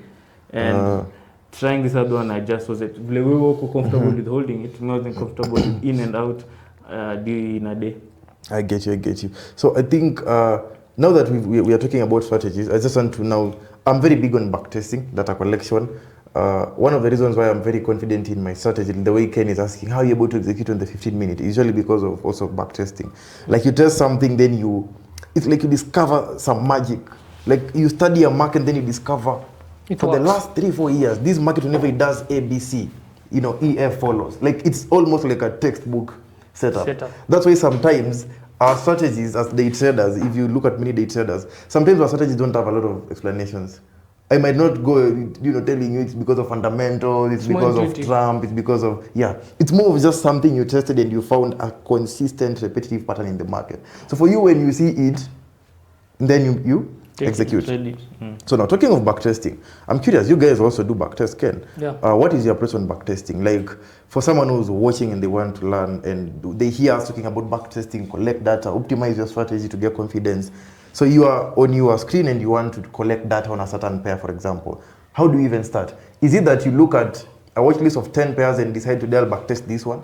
Do you try to study all of them for you to know the pair you'll backtest? Then as you backtest, what are those things you're looking for? What are you studying? What are you trying to test? What are you trying to find out before you can say, now this is a market I can trade? So first of all, I think I follow a different approach. Yeah. I don't test different markets. I test different setups. Okay. But in the same markets. So how I normally approach it, like right now, I'm doing a lot of backtesting on flags. I've not been trading flags for a long time, but I realized that flags have very good risk-reward ratios. Flags also have quite a good strike rate, and I decided, okay, why not? Let me also add it in my plate. Let me see what I can do with it. So normally what I do is I'm interested in two things before I backtest. The first one is forming a hypothesis, and the second one is collecting data. The hypothesis is basically, what variables will I be looking at when I'm testing a particular setup? Like for example, when I'm looking at his setup, I'm looking at where will I place my entry, where will I place my stop loss, what is the strike rate, and how does this pattern come? I'm also interested in what is the context of this setup. So if I'm collecting data, I will start off from the 4 hour. I will look at, let's say the flag, I look at, like for example, when I was testing the flag, I remember one of the things that I realized is a prerequisite of a good flag is an impulsive move. So I look first for the impulsive move, I look for the pattern, I look at the specific entry that I'm looking for, I'll place my targets, I'll have my stops, I'll see how the trade turns out. If it's a stop, I collect it. Then I journal all these trades on my Notion. So I collect them and journal all of them. I journal them like I journal trades when I'm taking. And then I come down and now I analyze these trades one by one, by one, by one. And when I do that, I come up with, let's say, other rules. Then I go back again and test. And I do that and I do that until I get to that point now where I feel like, okay, this setup, I understand it. I think I understand it in this way. Okay, this is a very good entry. Like for example, the flag that was on the euro, it's a flag that I could see. I saw markets getting there. I saw the move starting, but I didn't take it. Reason being, I've not tested on the daily. I've still not incorporated the daily framework on my trading of flags. So I saw the setup, I didn't take it. But again, you see, it's more knowledge added on my plate. So that's what I normally do. Just collect the data. And then when I collect the data, I come back, check it, counter check the data, see what the data tells me, know whether this is profitable or not. Like for example, there was a time I also wanted to trade contrarian. I tried testing. After the first 20 trades, I was like, there's nothing here. Because you realize, lose. If after 20 trades I've lost on 15, why should I go to 100 trades? So that's what I normally do. So it's also safe to say that as you backtest, there are some markets which you realize that those setups don't work. Because many people backtest just imagining they'll find a profitable strategy. And you've said a very important point, which I also usually share, that you might test a market and be open to find poor results. You might test a market and you end up discovering, this thing just doesn't work. Exactly. So let me abandon whatever I'm trying to test. Let me try to look for something else. And also at the same time, you can backtest, but when you forward test, they don't match. Okay. Yeah, you can also find that the data you've collected, let's say like for example on gold, you can come, collect data. But then you come to the forward test, you realize, this thing is not working like I had expected on the back-tested data. Why? Maybe market conditions are different, maybe those times are different. So you can also find yourself that what you've collected will not work moving forward. I think that's also something that people should realize. That's very interesting because, I always say, you can have a profitable system in the backtest data and you struggle in the real market. Yeah. And usually there's a couple of reasons. From my own experience, one of the things that can make you struggle is probably you are ego backtesting. You know, some people backtest for their own ego. Like you see a setup, you know very well this setup isn't looking good. But because already you've played and you saw it went to the direction you want, you just record. You just say that this is a TP. But you see, in real time in the market, you won't be able to Do the same. do that. So I feel like some people backtest with that ego thing where you just want to feel nice that come on, This get thing a is market, working. I would have seen this, but then that's a mistake. Yeah. Another reason why I think your back test might not match with your forward test is if you're not keen with the timings. For example, if you open the typical backtesting platform like TradeZilla, the time they put there is not our time. Many people just open TradeZilla. You can change, but if you don't know, you'll go there and backtest and collect data, and then you'll say, oh, this happened at 2 a.m. Kumbe, you're using a different time zone. So by the time you go to the market, it doesn't work.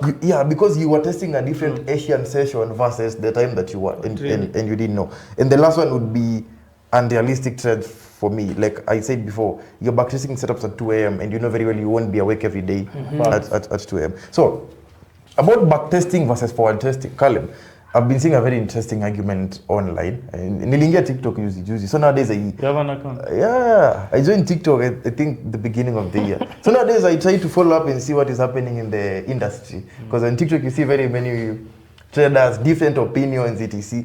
On TikTok I've seen a certain argument, not just on TikTok, it's an overall argument about backtesting and forward testing. Some traders claim you don't need to backtest, it's a waste of time. Why should you go and study past market data? While you can go to the market, do forward testing, and be in the market real time, get the real experience. You understand? That's what some traders argue. Some of them will tell you, like I argue, that backtesting is important. You still need to test and see what works and what doesn't. For me, I think both of them play a role. But according to you, how do you approach it? Like, what is your view on backtesting, the role it plays versus forward testing? And is it possible? Maybe it's possible, but is it likely that you don't backtest? You just focus on forward testing daily, just trading the real market without collecting any long-term data from the past, and you'll still become profitable? So, if that's what's happening on TikTok, people should leave TikTok. There's a quote, Ken, you keep saying, the one for Warren Buffett. If you're coming to the markets, the expensive cost, the one that he says the stock market is an expensive place. To find out more about it. Or just say it in full, in a sentence. If you want to know who you are, the stock market is an expensive place to find out. It will teach you expensive lessons. Yeah. Yes, okay. And I think it's also expensive if you're trying to find out what your system is about. Because that's like what you're saying for testing. Like, how will you know a system behaves in a certain way just because someone said this is what happened? Or it's because, we also put a lot of attention and focus on our last trade in two ways.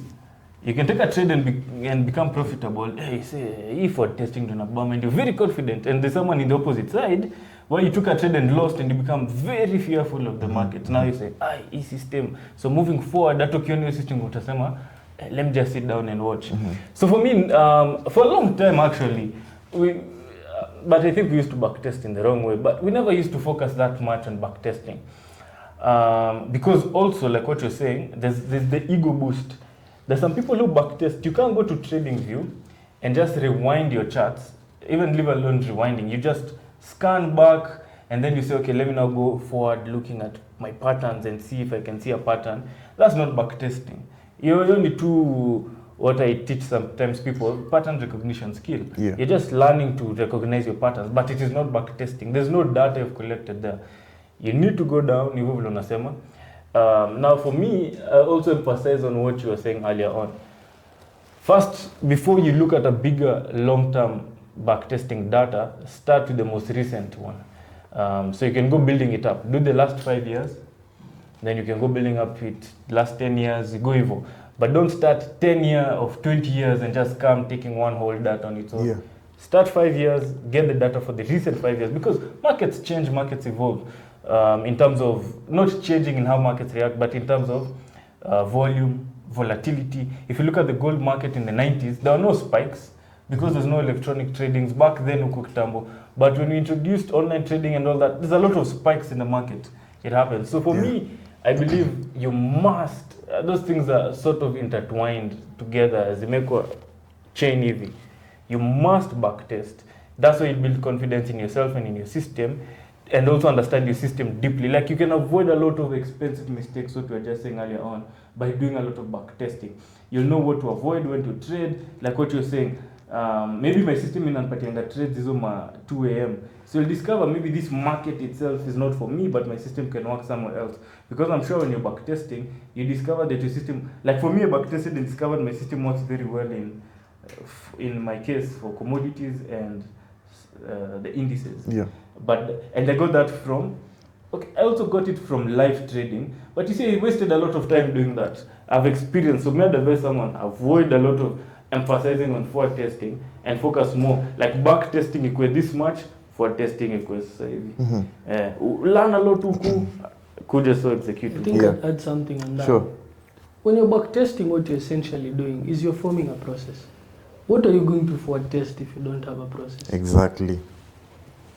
You see what people do, they just watch a strategy on YouTube, 90% win rate strategy. So because you watch a strategy somewhere, okay, on TikTok as you're saying, or somewhere, you tell yourself, now let me go in forward. So someone did it for you. Yeah, someone did it on YouTube and they showed trade breakdown of how he did this and this. So you're like, they look for that now in the live market. So that's their version of forward testing. In the market wizards, there's a trader, I think he was called John Neto or something. In this recent book, that guy spent 4 years researching markets before taking a trade. 4 years. So it's like using university. Exactly. Before 4 years. In fact, he yeah. said, he used that analogy. He said he used the market as a research lab. And if you look at what Ken Griffin says about trading, he says Citadel is a research company with a product in trading. Yes. Many hedge funds say that. Yeah. Yes. So if you look at what hedge funds do, even Dalio, if you look at what Ray Dalio does, he's essentially a researcher. Yeah. The product is the product system. Is, yes, the market, the system that you'll develop. Yeah. But what you're essentially doing, even for you, if you think about it, is you're researching patterns that are likely to work, and then you're monetizing building them your product through the stock market. Yeah. So anyone who tells you otherwise, so we're on the same page on that. Yeah. It's a TikTok guy. So if it's a TikTok guy, it's okay. Data. You can't. Also, that data is the most expensive thing right now. How can you trade without data? Yeah. And data comes in many different ways. It's about your system, about yourself. Because you'll also learn a lot about yourself. Like what you're saying, that ego thing. And I'm sure many people know when they're back testing. In it and put the right data. But they still put it in the data. Because me, I've been there also. You're like, but now when you're starting to trade, you're like, you remember, especially if you're honest with yourself, unajua trading is nika kwenda gym. You can't lie. Yeah. Kama unaenda gym na unaambiwa sasa ufanyanga press up. So we'll see with your body in the next 2 months. Trading pia ni hapo, you can't not back test or do exercise. And results will be seen. Utajua hata vile tu unaongea. Your lingo too will know if you read books. Ama wewe ule mse tu wa kusema vitu mob. So yeah. I'm of the same opinion. Personally, it doesn't make sense to me to go and start forward testing. Like let's say me argument yangu inakwanga tu. Nika squeeze. Now ulijua about back testing kitambo? No, I didn't. That's the funny thing. That's why I wasted a lot of time before becoming a profitable trader. Because I used to forward test. You know, there's a whole year you was trading trend lines. Like no price action. Unachora tu line. A whole year? Yeah. And I was imagining and believing that at some point I'll get profitable. Now you see, and that's the bad thing. But it's because I didn't even know backtesting. You see, a lot of people waste time. Yeah, if you don't know how to backtest, you waste time on a lot of things that you could easily do a sit down right now for the next 5 hours, open a backtesting software, draw those trend lines, and you will see easily this is nothing. Exactly. So me, I wasted like a whole 1 year just trying trend lines and moving averages, and there was nothing solid behind it. Just trying random stuff. Yeah. And I believe many people are lazy pia. Watu wapende ku backtest. Sindio? You know the backtesting haina reward immediate. Na watu wanapenda if I put in effort there's reward.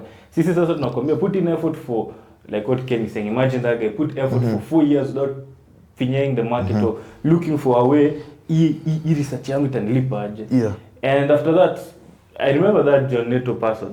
For years now you become consistently profitable. Yeah. So you put in 4 years what you're saying, then the next 40 years you're consistently profitable. It's worth it, but people don't want to put in that time.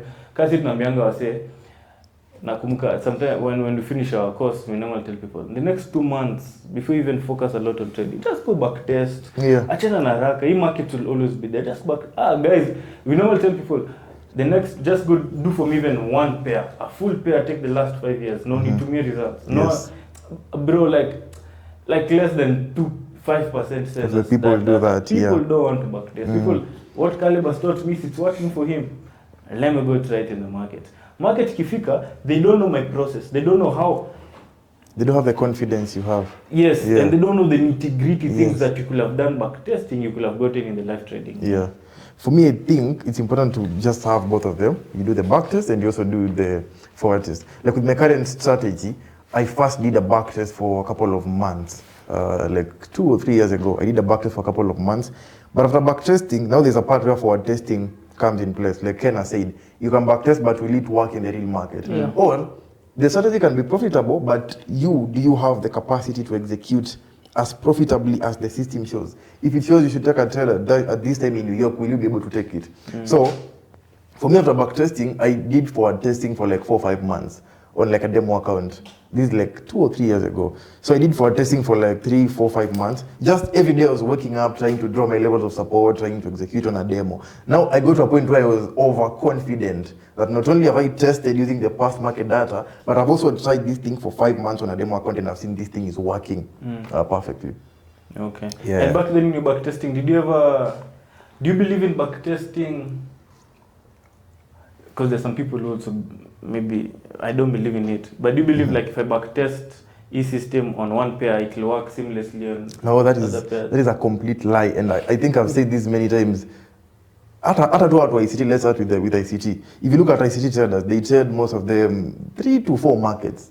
Why don't they trade specific markets? Because maybe those concepts work better in those specific markets that they use. Either to the natural, maybe the fair value gaps, whatever thing they're using. You bring it to a certain market that I'm trading and you try to apply it exactly. It won't work. My current strategy, you take it to a different market. If I try to trade any market that you guys are trading with my strategy, will not work. Yeah. So I think different markets work differently. Yeah, and you need to study can't work in kando. 15 pips stop loss, use 100. Cannot work. Impossible. It's impossible. Impossible. Yeah. What a gold. Haiwezi. One breather. Utapigwa vibaya sana. You're out. Yeah. And So- yeah. And it's what I was saying, it's a very small pip movement in commodities and indices. Yeah. Now let's talk about risk management in trading. I mean, it's a very important part. We all know you'll have drawdown periods, you'll have losing periods. By definition, how do you look at risk management? According to you, trading, how do you define and tell yourself that I'm practicing proper risk management? Like, it's easy to say, I use a stop loss on my trade, right? Or you could say, risk what you're willing to lose, risk what you're comfortable to lose. But how do you look at it, for you to say that I'm actively practicing proper risk management? Is it because I'm risking 1% a trade? Is it because I'm using a stop loss? According to you, how do you define proper risk management? I think I will keep it simple. I'll just say what I do. I feel like one is to understand that risk is basically the idea that I don't know which trades will work and which trades will not work out. Yeah. And the only thing I know is that over a multitude of trades, I should come up on the upside if I follow a particular set of rules. Now, with that caveat in place, I need to ask myself, how should I balance the forces of aggression and defense for me to be able to make money? And so for me, I normally do all those things you're speaking about. I try to risk at least less than 1.5. I've gone up to at least 1.5 because I also realized 1 is quite little. I try to look at the risk-reward ratio. I try to look at each trade that I take. The amount that I'm likely to lose is not more than the amount that I'm likely to make if that position works or not.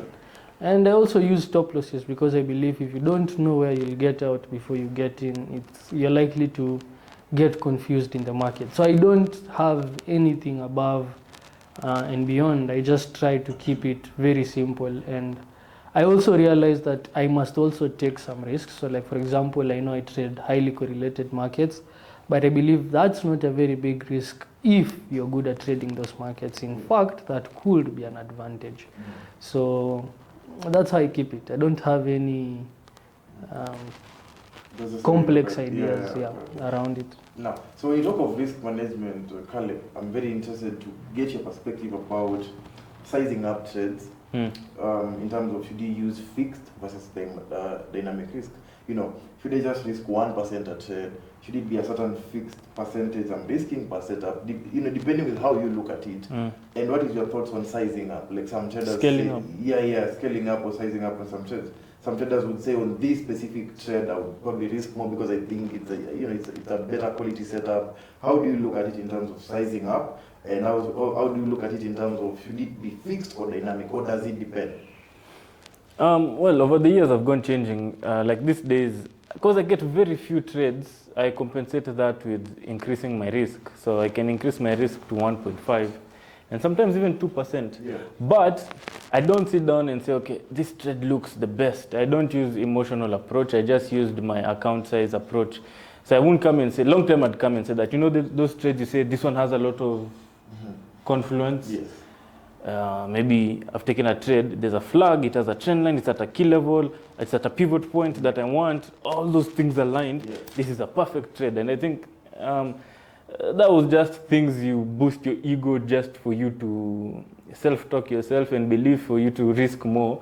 You're looking for reasons. Yeah. But for me, basically, as long as my account is above my standard starting point, I can risk 1.5 to 2%. Now I'll cut down my risk depending on the drawdown level I'm at. Also depending on the profile I'm using, because you see, I can't take two trades and risk them running at the same time 2%. Yeah. Because if I have an upswing which has gone high, your swing you're going to do chini, and I have two trades running at 4% risk. Depending on the swings or how fast it goes up, how fast it comes down, I can blow my account with just those two trades alone. Yeah. So those are things you also have to control. So for me, I don't believe in scaling up or sizing up. From your question, I've understood you mean two different things, sizing up and scaling up. Yeah. So sizing up, that's how me I approach it. Long term, it used to remain fixed. It was always 1%. But these days, I've really cut down my trading. I'll get like one trade a month or even one trade in 2 months. Why will I still risk 1%? Just take the 2% risk, but depending on where the account is. Scaling up, I have no approach personally to scaling up. I've tried it, it's just somehow never works for me. Yeah. I think trading panda, let me scale up. No. For me, I even scale out. In that I always have to break even. That's part of my risk management control. Because I believe when you're doing risk, there are two types of things you're looking at. There's capital risk and profit risk. What I mean, and that's just my own analogy, when you take a trade, you put in capital risk on the table. So I'm risking 1 to 2% of my account size. If it goes up, I normally break even. Now, many people will say I have my account is running at 3% profit. I've broken even. I'm risk-free. You're not risk-free, my trade. You have a trade running. Yeah. You have an account which, if you now decide to close it at 3%, that's a 3% profit gain in your account. So you dangling or risking that amount, saying I have no risk, so I have to break even up, you actually do whatever. If it comes back, it will remove me at 0. Of course, you have 0 capital risk, but you don't have 0 profit risk. So you need to find a way to manage this. Like for me, example, you have to take out some profit, about 50% of your profits at a certain level. Some partials. Along the way. Because like what Ken said earlier on, when it comes to risk, you don't know what will happen in the next few hours, even leave alone tomorrow. Markets could easily turn and take you out. So you have your trade management is part of your risk management. You have to continue protecting your risk at the whole time frame. I don't know how to scale in. I've not yet gotten that in that level of my trading, where for now it's a lot of focusing on, is my system working well, the trades I take and the levels I have, is it working well? I've not gotten a thing, I've not back tested how I can scale up a trade. On some trades. Yeah, interesting. Let's say you have $100,000 in your personal account. So this is not a prop firm, right? It's your money. It's not money that you have pressure, it's just your money. Like it's a comfortable deposit you've done on your personal account, $100,000, right? No rules, no prop firm restrictions, your money. If you lose it, you're not indebted to anyone. What percentage risk would you? To myself. To yourself, but the thing is, the whole risk is to you, Sindio. So, what percentage risk? I'm just curious. What percentage risk would you use on your account, Caleb? Then Ken will tell me as well. I'm still 2% maximum. 2% maximum. I'd also go Ken, with the same. Between 1.5 and 3. next question. Ken, based on the data you've backtested, what is the worst losing streak you've had? Number of trades. Okay, number of trades. You know, for me, I look at trades because I take Euro and GU and they tend to work together. Yeah. So you'll find that if I take, that's like one trade, but it's two trades again. Sure. So I can get 4, 5, 6. 4, 5, 6. Yeah. So let's assume your max DD has been 6 trades in a row or 7 trades in a row for the last couple of years, right? Caleb, your max drawdown as well? Hey, hata ishafika 10. 10, si ndio? Ile real tena backtest, real live. Real. But this, you're executing good trades. See, tulikuwa nafanya blunder kwa mako. You're executing trades that are in the That's system. the time I used to trade maybe I wasn't trading one pair. I was trading, that's not on one pair. Okay, That's okay. Maybe there's a time I used to trade 6 pairs. Recently, I remember I used to trade these indices, GU, EU, this is a Ken, AU, USD card, gold, but then I removed that. So combined on all those pairs, so not just one pair. Does it still apply to your current strategy? Like on the system now you use right now after refining, do you think your worst can be 10 trades in a row? No. I guess. Are you guessing? That's quite hard. I'm not Yes. No. Exactly. So now the reason why I'm asking you this question is simple. I'm trying to understand, do you think we are limited with how we view risk management? You see, if I have $100,000 of my personal capital, you said the maximum you'd risk is 2%. And if you've gone sana, right? 3. Sawa, twende na hiyo 2 or 3, right? If you risk 2 or 3, let's go with the 2% you had given initially. You try to piga sabu na 2%. Yeah. If you do 2% risk on your 100k account, how many losses do you have before you blow the account? That's so many. 50, right? You need 50 losses in a row for you to blow the account. Your system shows you the most you've lost in a couple of years, probably even a decade, is 6 trades in a row. Yeah. So what is the idea behind you risking that 2 or 3%? So that's what I'm trying to understand. Is risk based on a figure that makes sense, I'm comfortable to do 2%, or should risk be data-based? I'll give you an example. If data could show you that for a lifetime, your system will never hit 10 trades in a row maximum. If the data could show you that, would you still continue risking your 2%, or would you say, I'm now comfortable to risk maybe 4? Because if I risk 4%, I now have 25 chances. And I know very well the max we've done is 6 or 7. So why should I stick to that 2 or 3% risk? I think now to answer that question, Yeah. I will use the practical experience. Okay. I think if you look at risk, the risk is not only based on you losing on trades. I think there's also the risk that your mental capital could be. For sure. For example, you could have 4 or 5 losses in a row, you're down $10,000-$15,000, it starts hurting you, you start panicking and you start doing other things. That could spiral to you going on tilt, that could spiral to you blowing the account. Right. In fact, most people don't blow their accounts following their plan. They blow accounts when that tilt occurs. Outside their plan. Yeah. Yeah. And when that times when emotions have taken over, I've taken a trade, I've moved from that trade, I've taken another one, markets are going up, I'm trying to short, they're going down, I'm trying to buy. I think all traders, if you've been trading long enough, you have been in that position where if you're asked, what were you doing? You'll be saying, I also don't know what I was doing. I don't know how I got there. Yeah. So if you look at risk, the reason I'd be comfortable doing 2% is because I know I have protected myself from going on tilt. Mentally as well. Exactly. Okay. I've taken care of the get you. mental capital in the event that even if I lose 6 times, I'm just down 12, which I know I can come back from. Okay?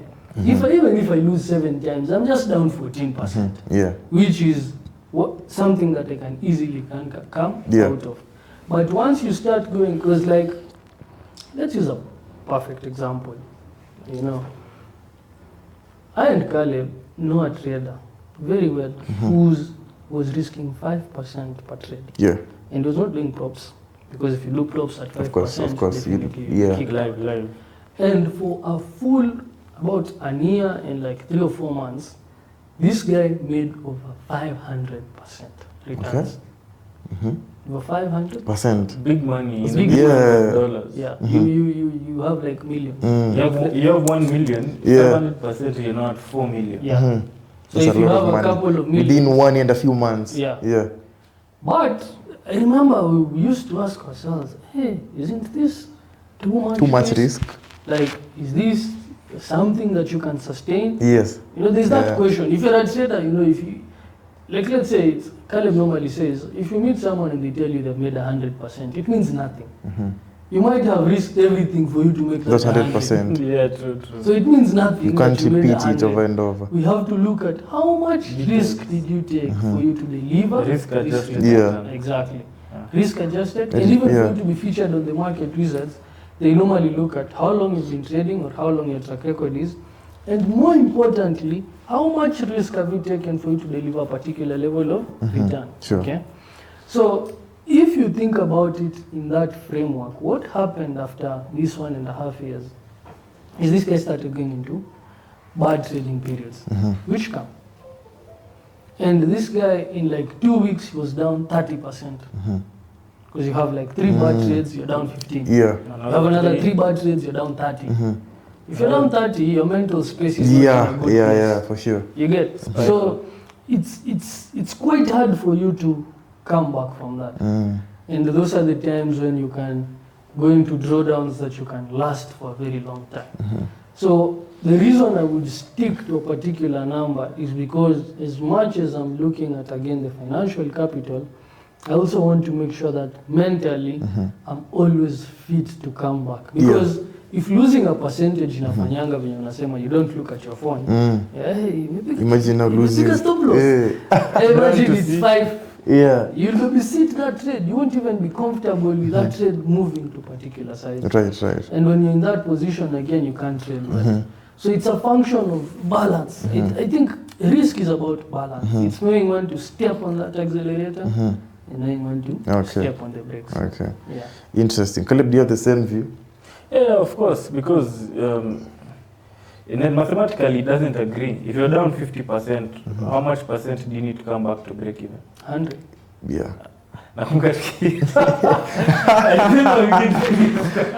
Maswali za hesabu. In the previous podcast. Hata nimesikia jibu ya Ken nikasema ni vizuri sikuongea. Okay, so mathematically, maths doesn't even allow for it. It's going to be strenuous and much harder. If I have $100,000 and I'm down to $50,000, it's still you still have a good amount of money. Yeah. But for you just to go back to $100,000, it means this 50K itabidi double. Kama ulishuka hivyo virahisi, what makes you think you're going to double this money? Yeah, true. And you're just going back to 100,000, not even profit. You're just returning back to break even. So also, I agree with Ken. I wouldn't go into anything and advice because we've seen it. Just some things we used to say like, it's just theoretical, it doesn't make sense to me, I don't believe. It's not even a matter of believing. We've seen people risking more. And it's funny because you can really believe in those people for a long time because it can work for them for a long time. Like this person Ken is talking about, we watched them trading like that for a very... Until you start wondering. 3 years. Kwani ile knowledge. You start wondering, I've never seen anywhere. I'm saying guru. This guy is unstoppable. On another level. But look, if you've been trading gold for the past 1 year and you've been net long, you're very profitable. Of course. Your market is cool. If you've been, you get my point. Yes. So, and everyone is a genius in a bull market. That's what you keep saying. So, if you're just buying, hata mtu alianza kutrade 2 months ago, amekuwa trade gold, aliambiwa tu, when unaonga tu gold. That guy thinks he knows the market. Yeah. And many of them will be watching this. But that's not the case. So, I totally don't agree with increasing those risks. Even if it's a personal. And sometimes someone can say, this is a new account. Sika ile problem nimeriskiwa 10%. This one hata nifika 20% drawdown, I can come back. Yeah. Those comebacks don't easily happen. Yeah. So then the question I have is, does it mean it's a human limitation? Because if you had an AI which could do that, because the thing here that system is profitable, right? Wait. There's a human behind it. No, wait. The thing here is that system is profitable. It's proven. It has an edge. So even if that guy went into that 30% drawdown, it's only because he got 6 losses and he was doing 5%. You understand? But based on his system, by the 8th trade, he'll probably come back, or by the 9th trade. You understand? So if the AI was executing without emotions, it should be able to replicate. But Ken has given a point about mental capital, mental risk. Yeah. And the mental risk is because now you see we are human. That's why I'm asking, is it a human limitation? But Because I'm even human, if that's you why I go to can't AI, do look, that. Let Yeah. me give you a practical example. Yeah. Now, no matter these things are quite hard and it's very hard to create such systems. Mm-hmm. COVID, there's this system, I don't know if you remember, Ken, that we were looking at for booking planes. So there's this system that was created abroad, okay? In Asenyangaku, it's a system for the airplanes. Yeah. So that system is being automated on AI or machine stuff. So it creates discounts, depending on, the number of people who want to book that plane. So it adjusts the ticket prices depending on supply and demand. So towards, the same way we normally say, too common, if you want to travel next week to US and you're booking now, it's going to be more expensive than someone who booked 6 months ago. Okay? And then it in an angle adjusts. So when I'm traveling, sometimes when using the agent, ngoja kidogo, we just see if the prices will readjust to get at a cheaper price. Okay? So during COVID, that thing got spoiled. Iliharibika because there was totally no travel. So bookings as equal. So East Africa kuja, you could book a flight in the next 3 months for $5. Yeah. System imeharibika, override. It's never happened before. Yeah. Okay, so at AI, I'm telling you, Mina came to watch this trader with his human capital. Yeah. Do that same thing for 3-4 years. I do not najiuliza, am I doing the right thing? And you can see those systems also doing that. But sooner or later, the human capital is much better, especially with lower risk, because you have those black swan events. Okay? Yeah. Those events that happen out of the blues. Juzi Trump amesema it's the biggest one-day crash in crypto markets.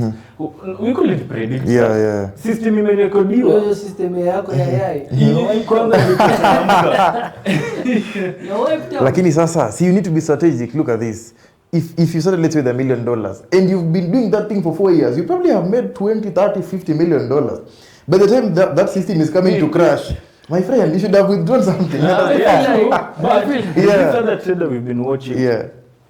directly on my FX book. It is the truth, there is no lie. You need that Omse. Yeah. Omse grew account from $2,500 to $30 million. Okay? Of course, he got Over a some period of over a period of about 5-6 years. 2019. Makes sense. Makes 2020, sense. 25. Makes sense if you're aggressive. Yes. And then now it will make more sense what he's going to tell you. Okay. Omse tulikuwa tumemwaminia. Hii stuff ni poa kuwatch because we always have ideas in our head.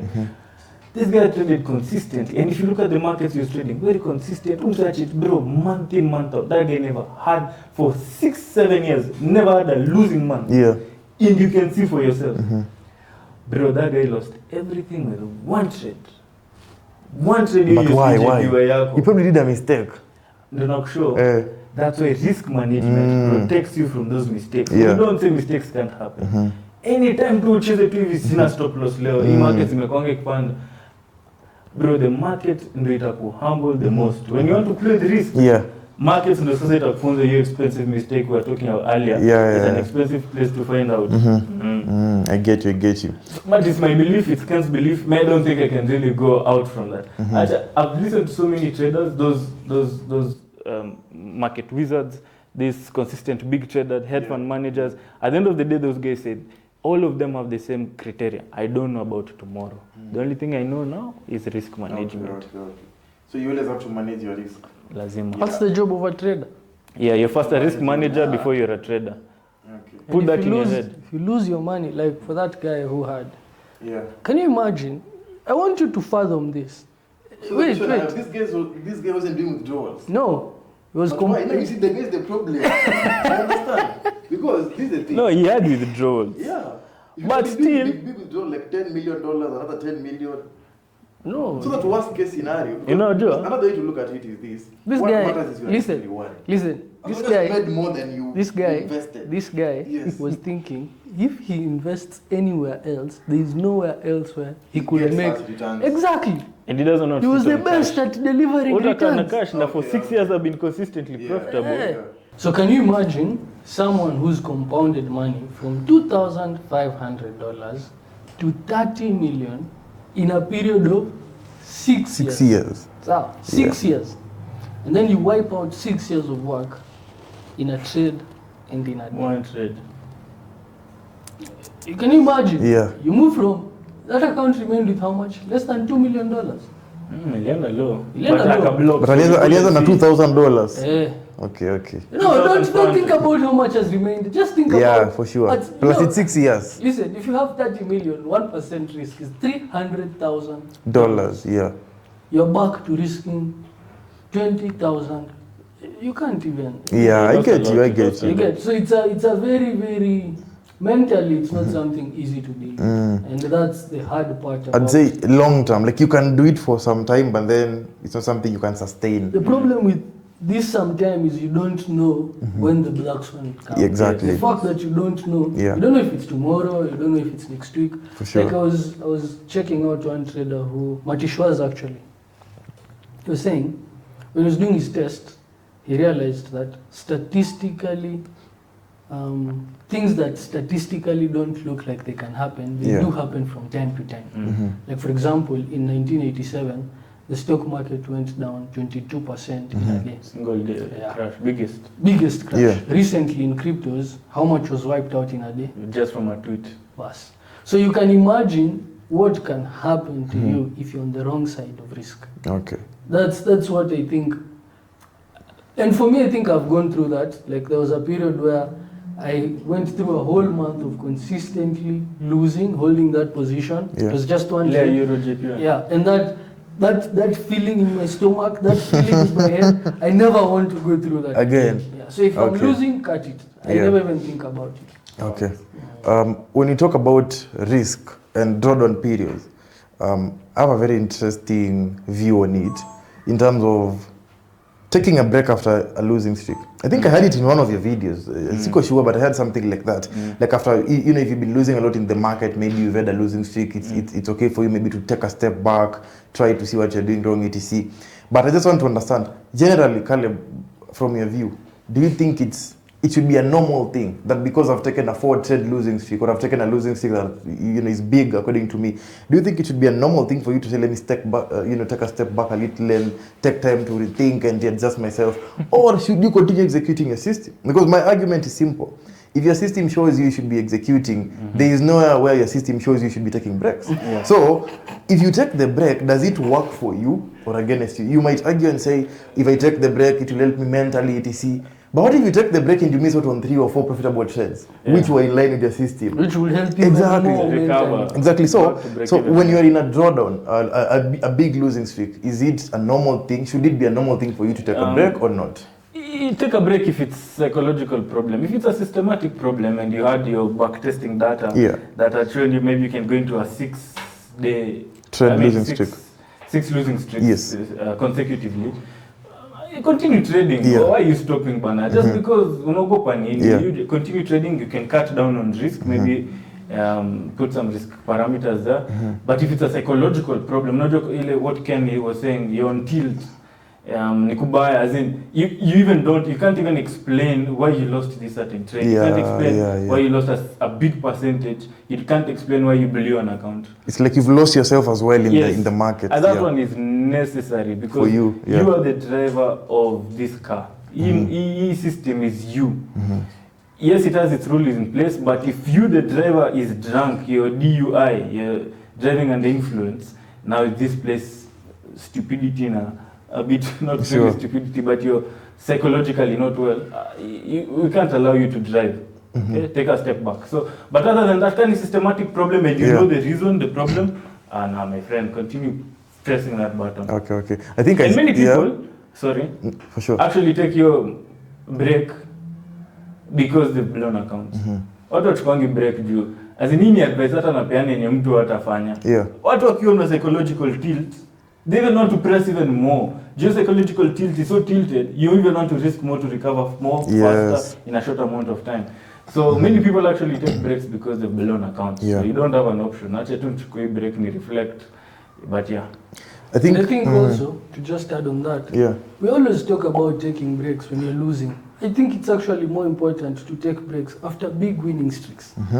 Because it's after, like for me, I've never gone through a very bad losing period after a bad losing period. Yeah. Often the worst losing periods come after a very big winning period. Yeah. And one thing I realized was, okay, if I can develop the habit of, let's say, okay, I've made this much, let me take, you know, these breaks are not, you're not taking a break for 6 months. Yeah. You're just saying, for the next 3 weeks, 4 weeks, I won't trade. Let me just reflect, I've made this much, what do I want to do with this money? How do I want to place it? How should I continue trading? Absorb it.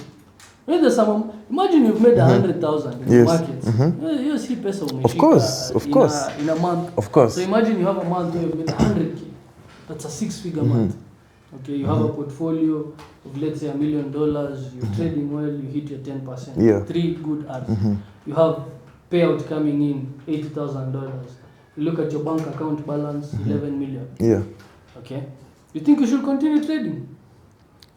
You think you're in a normal state of mind? I think it depends. Okay, it depends. But for me, I feel like as much as we talk about taking breaks when you're losing, you should also be very careful when you're making a lot of money. Because when you're making money also, you can easily, and especially it comes this way, you start believing that you have figured out markets. That feeling, you know, trading is your brain, and your brain is chemicals. You don't have much control over your brain.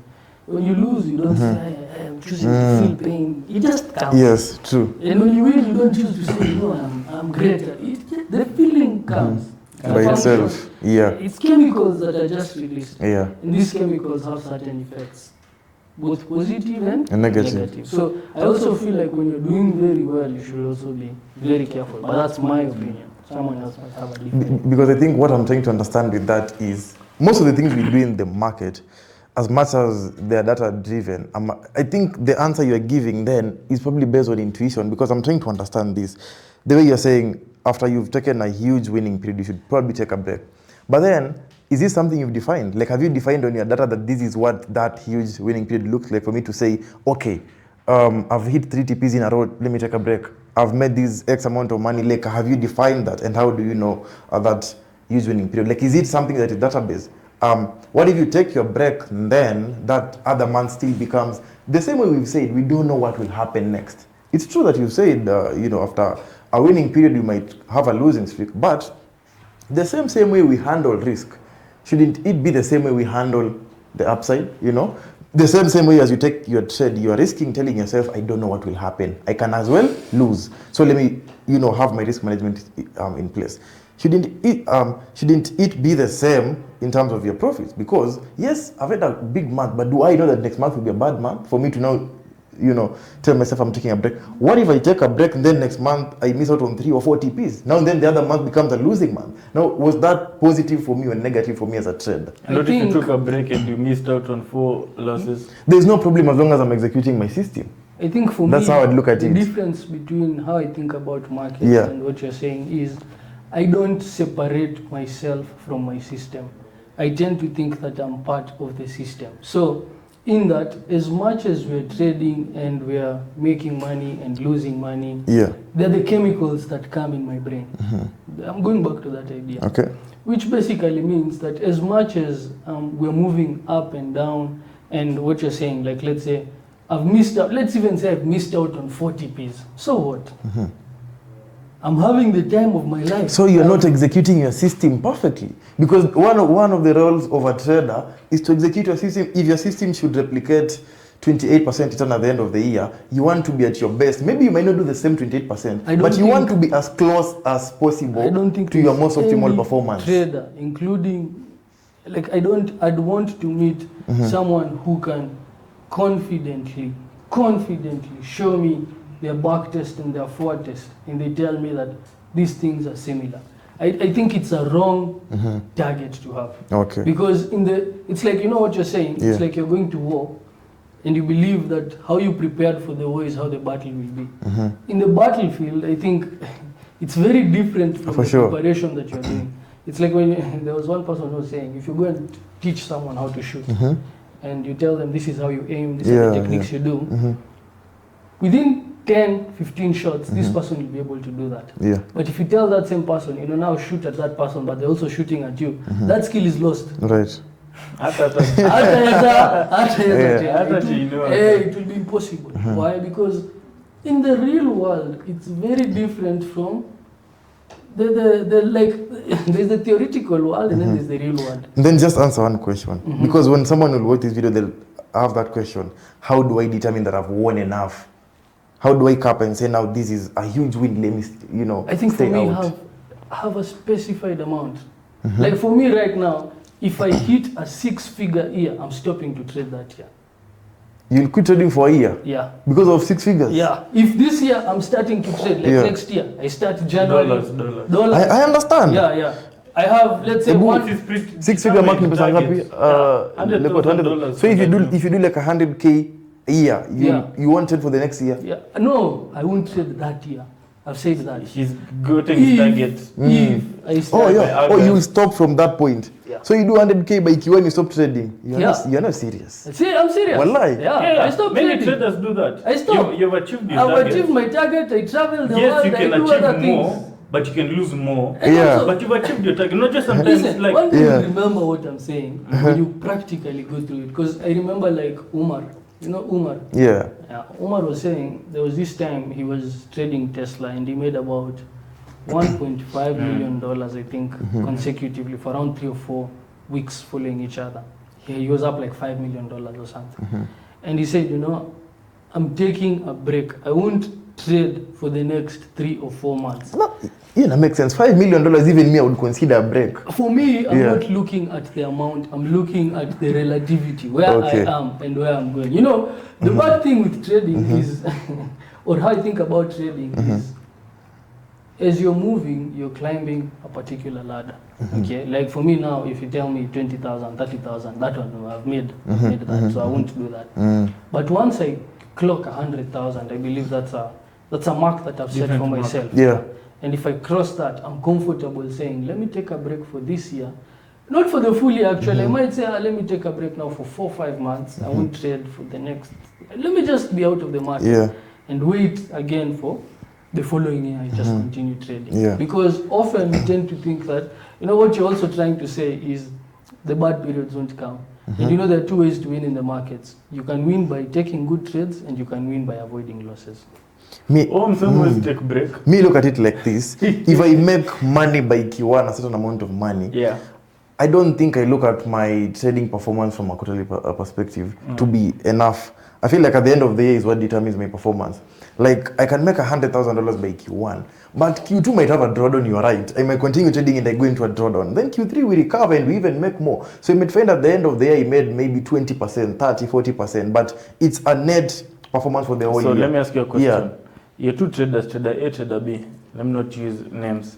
Trader A, by Q1, I'll achieve $100,000. Maybe it's working for a firm. Hata chana na pesa yako.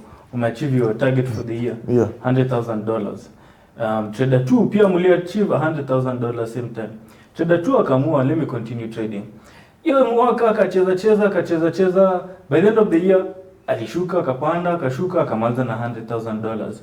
So, in your case, trader B was much better than trader 1. No, in my case, actually, example is not practical because Why is it not practical? Because what you're saying is from Q1, you're telling me from Q2 to Q4, I never made anything. I was just up and down. You can even lose the 100K you made. You're not getting my point. Yeah. You can even lose the 100K. So unasema kutoka Q2, Q3, Q4 nilikuwa napanda nikishuka tu nikibaki kwa 100. Yes, But like you can even profitable. check, wacha kupanda. The 100K that you made can go back to 60K.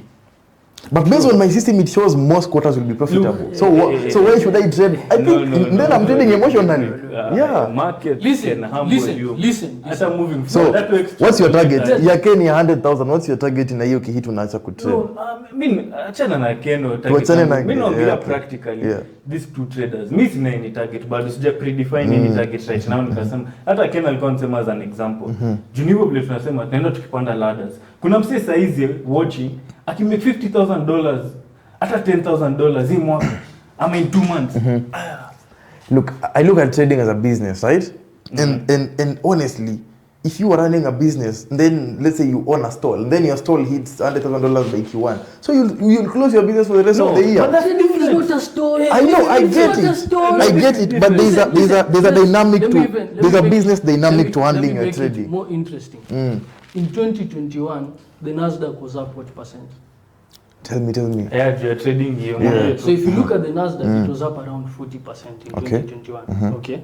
In 2022, what was the percentage? The markets were down. They wiped out those gains. If I'm a day trader, when it goes up, I buy. When it goes down, I sell. I still make money. So when it was going down, I still made money. We are both right. Your example makes sense. Let's just conclude. His example makes sense.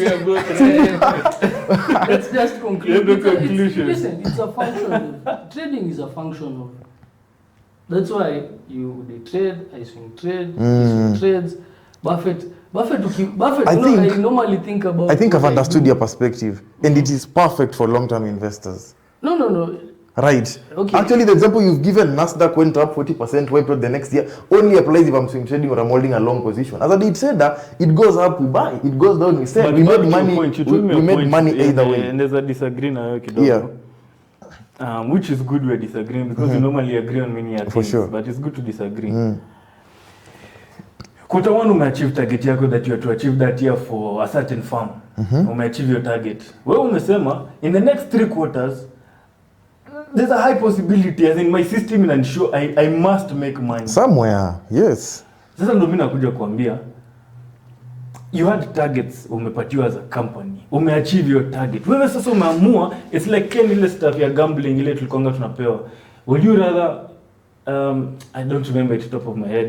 Kulikuwa na that sentence. It was in some book where it was telling you, would you rather risk what you've gained or something? Sasa wewe umeachieve target. But ukasema, okay, let me continue playing this game because extra neza make. Okay? But hata kai system yako back. Hata kama umetrade 5 years. No maana nakushow. We've watched this so many people consistent hadi hata sisi kidogo kwa ule mse mwenye alilose na kidogo hata tuweke pesa zetu tuseme this guy has been very consistent. Your time yako kado for that guy who anything can happen in the markets. Who lost 20 but now you know this is now the power of what you consume. You guys have been watching guys who make money and lose money. So now they've affected you negatively. No. So now you guys have an idea that after you make money and lose. No. What about the traders who've been consistent for the decade, 10, 20 years? What about those ones? Unasikizanga? Nani hao? Hao. Unasikianga? Nataka nikuotie moja. Umesema tu. Ndawaya research. Tell me examples. I'll do research. Sit back and examples of those people. Yeah. Who I believe. Yeah. On a practical basis, some things are on a practical basis. We're not negative. Yeah, on a practical basis, on the ground. Even if I look at should we go to now real trading? Yeah, for sure. Okay, if we look at your performance. So you want to tell me that over, let's say like when I'm talking to you, sometimes you tell me, I'm in a drawdown, but I'm in a drawdown as a function of mistakes. Yes. Yes. It's not your system. Mistakes. It's mistakes. What brings those mistakes? Human error, I'd say. What causes human error? Certain emotions, certain periods, exactly. certain pressures, exactly. certain feelings. Sure. Those are what I'm looking for. But it doesn't happen for the rest of the year from Q2 to Q4. It will happen in 2 trades. I'll recover. I'll get my stuff together. I'll continue. My point is, you're focusing on you're focusing on activity, not making money. Me, I'm focusing on making money. Me, I'm focused on being as optimal as possible. But so for me, I'm telling you, when I'm trading, I have a specified amount. If I start there, I say, I'm making this amount. So what will you do from you're being Q2 optimal, to but 4? you've reached your target. What are you doing? So unakaa tu, you just watch markets and just stay out. You'll be making videos telling guys, me I stopped trading. It's July, me I stopped. It's September, November. Me I'm waiting for 2027. Come on. I'll tell you. Come on. I'll tell you. Yeah. Let me tell you as a father, as a husband. Okay. It will reach a point where these things will be nonsensical to you. It will just be a numbers game. Yeah. There's so much to life than kucheza hii stuff. Hata utafurahi. Sasa unaona kwanza hii story ya kucheza tuache, because sasa unaona ukiangalia kama kucheza hii stuff it will look like that. No. But you see, me I'm looking at it like a business. If I'm running my business and I've hit certain targets. Check. Yeah. You're in sales. New automobile hit sales ya 100,000. Then I hit it by January. I'll now not work for the rest of the year because I hit my $100,000 in sales. No. I'm not saying don't work. Bro, let me ask you. I'm saying take a break. Let me ask you. If Ken's break is for 3 quarters. Yeah, 3 quarters. Hata mimi naweza chukua hata the whole year. Even 2 years. Hata mimi naweza chukua. I'm also for 30 years. I can take a sabbatical for 2 years. What if your next year becomes a losing year? It's fine. It's fine. It's the same way you unasema. The next 6 months, the next quarter, I might be a winner. I don't know. So ukirudi next year alafu you lose your $100,000 zenye ulifurahia Q1. Now maybe you'd have traded for the rest of the year, you'd have made 300,000-400,000. No, but when you issue, just how to enjoy the present. Listen, because next year this is what I want to ask you. Yeah. So right now that you're hustling and you're looking for, is there a specified net worth which if you attain you feel rich, or for you it's just like it's an endless game of like just moving to like it's about, there's no point where I'm rich, it's just moving. Rich or wealthy, because those are different things. Wealthy at least $10-20 million. So if you get to $20 million, I come and tell you, Rick, let's take 2 years sabbatical. Will you do it? 2 years? Yes. What are you doing for those 2 years? Many things. You're just not trading. Bro, me not sure 2 years. 2 years, I tell you, check it. 2 years, let's even do something like a cruise ship. You want to do 6 months? No. I'll become sick mentally. We can plan every month. Every 24. 2 months tutafanya hivi, a month ingine hivi. So tunapiga tu sherehe tu 2 years. No, si sherehe. We can even go for don't get us wrong. Kwa ya tu kuzunguka tu. Check it in life. Okay, but it's a perspective. Have you seen unataka kuniambia saizi Uhuru amechill tu. But Uhuru amezeka. Number one, he's tired. He's in, I don't know, 65. No, okay. He's overworked. Me, I'm looking at my age right now, like maybe mid-20s, upper 20s, 30s, 40s. You're still very energetic. Even if I'm in my 30s and I attain certain things, I can change my life and move in a certain I think I can change. Like I can just do something totally different. Like I can just decide. I was even thinking about telling you, even just going in a certain culture and spending time with those people, learn the culture of these people, start a family. 1 year will. But then, like does it mean you guys don't have like some sense of purpose in life? No. I did not, because I've made like $10 million for 2 years, and I'm just living life. So for you, a sense of purpose is making money and continuing. We can live it. I think we're different. Different headspaces. Because like for me, money is a tool. I'm looking for money to live a certain life, to spend my time in a certain way, to do. I'm not looking for numbers. That was a nice topic. It was interesting. It's not numbers. You get. To me, I understand. Your purpose is to grow money. You're Rick's purpose. Wealth accumulation, which is a good purpose. It's not bad, but so for you, ukitolewa out of that, as it doesn't make sense. It doesn't make sense. You're not. No, naweza toka kidogo, but the way Ken anaiweka 2 years, like kutoka 2022 tumekuwa tumechill. Umechill 2 years. You're doing other things. Because personally I feel like your mind needs to be constantly engaged. $20 million, my friend. It doesn't mean I'm not doing 20 million. I can wake up, read. I can your decide. Family, you I want to learn. I can even enroll in a course in a certain school yenye naenda kulearn vitu za AI. Like see, work does not always mean trading and making money. I get it, but not for 2 years. People who've made impact without making any money. How? Which people are these? Mother Teresa has made a lot of impact. Was she a billionaire? But he used money to make impact. Hata kama ni watu, even if it was charity, she used money to make an impact. Used her money. Look at. She used people's money. Those people now are working hard. Look at. So you want to use our money to make impact while you are taking 2 year break. Look at some people like authors. Like I've heard people say, I've taken 2 years to write a book. Just taken 2 years off to just write a book. For he or she, maybe that's the purpose. I don't know. To stop your conversation. Your purpose tumeona. Umeona? But anyway, I feel like over time, as you continue, you will. Vitu vya Kaleba amesema. Yeah. You know also, as you grow older, you change your mind on many things. You get? Yeah. Like, I can tell you for free. For me, when I left school, my vision was to be remembered as a rich person. But right now, I've changed it. What's your vision now? I want to be remembered as a wise person. Wise person. Yeah. Not as a rich So watu ukiwa na wisdom na nimesota iko tu sawa. Mimi hata nikwambia ingine nilikuanga nayo. So me that one is mine. But then kama uko na up in wisdom na umesota, and then you know they say knowledge is only useful if you apply it. So you can't be wise na umesota. It means you don't apply your knowledge. Precisely. No. It means you don't apply your knowledge. So why are you studying things you can't apply? First of all, that's a Umesota na uko wise. You're not wise. No, like for example, Wewe tutakurudia vitabu. Nikaa tu na kwangu na trade tu. Wewe sota na uko wise. Listen. Actually, it's good we've taken. Unaweza sota kidogo but hizi kwa your lifetime ulikumbuka tu for wisdom na ulikuwa broke the whole of your lifetime. Was Tesla a rich man? I don't know. I think not.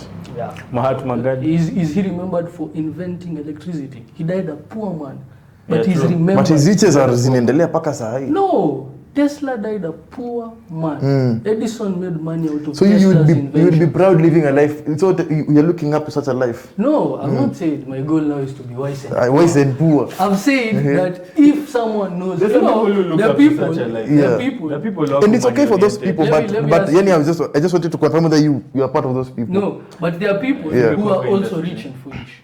Do you know that? There are And people that's who okay. are rich and Very foolish. Oh yeah, I get it. You I get, get like it. there are Yeah. people who mseni do too. The thing is, Like you even can if you balance. spend You time can with balance. this You can person- still be wise, make money, take breaks for 2 months, If you have continue. years. Nah. No. Nah. Okay. You're not taking a break for 2. Anyway, so let's talk. Now since we were talking about trading capital, etc. I want us to just talk a little bit about trading capital because it's a very important topic, right? As traders, a point Do comes. you know that you'll die one day? You know you're not here forever. I know, and even as a Christian, the Bible says a rich man or whatever should leave inheritance for his children's children. You understand? So the mere fact that you die shouldn't give you such a shallow perspective that you bought me, I made my money. So once I have 20 million, bro, I can decide I'll live for my kids. For $10 which million one? They'll start themselves. That's off not with money. that. With inflation, $10 million in the next But 50 years won't be anything. let's go back to that same Bible. Why gain the world and lose your soul? But you have to balance. You just I'm cannot. not saying don't balance. Yeah. I mean, nikitoka 2 years, it's not like I'm not balanced. Now the thing is, who has said me I'm losing myself? Me, I'm not losing myself. Me, I'm working. I'm You're taking. losing yourself because Me, I'm taking- you prioritized money as the No. primary function that No, that is not what I said. I take breaks, but I take reasonable breaks. You 2 years understand? is not reasonable. It is not at to all. you. It is in a not. life of 80 years, you is not. deciding to take a Sasa hizi break tu for 2 years. kumbe nikisema hapa sasa hizi Kama nimeretire labda. 10 year break. Oh, uko wase. I used to think it's a lot of time. It's not. It's not. Bro, I in your cannot. lifetime, even 3 years is a very short. If Maybe you- when I've retired listen, and I'm old, I'm weak, listen, etc. Listen, Yeah. like for me, You the went to reason I retire, even so- decided, let me go and study finance is because I was like, I live for around, let's say, by and large, even if I live for 80 years, Yeah. studying finance is a 4-year thing. Why should I not just spend these 4 years of my life, like, of my life? Not, you get, Yeah. like, 4 years of your life out of 80 years, you know how little that is? Sure. You know, like for you 4 years looks like, wow.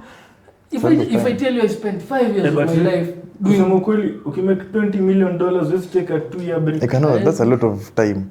It's I'd not. take maybe 3-4 month It's break. not. In fact, 'Cause I feel like 3-4 months is not enough. You This see, even is- for you to spend time with your kids, with your family, nimeamua taka tu kuchukua break. This is my spend thinking. time. Within a 3 to 4, tukienda sana 6 months, you can have done almost anything you want within a 3 to 6 month period. Kama ni kwenda Dubai for 1 month, kama ni kuzunguka, you're if looking it's at buying the it. cars I want, ama hiring a car, ama ni Those are hire. material things.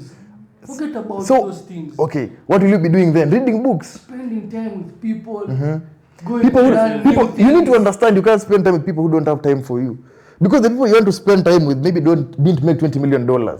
Saizi nani akona time yako kukaa naye for 2 years every day hanging out with you because you made $20 million. My wife and my son. If I listen, Hao watachill na mimi. hata hiyo kale, hata uko na $20 million uliambia Ken, come 2 years, la come. Unless kama unanigawia hiyo pesa, unaona?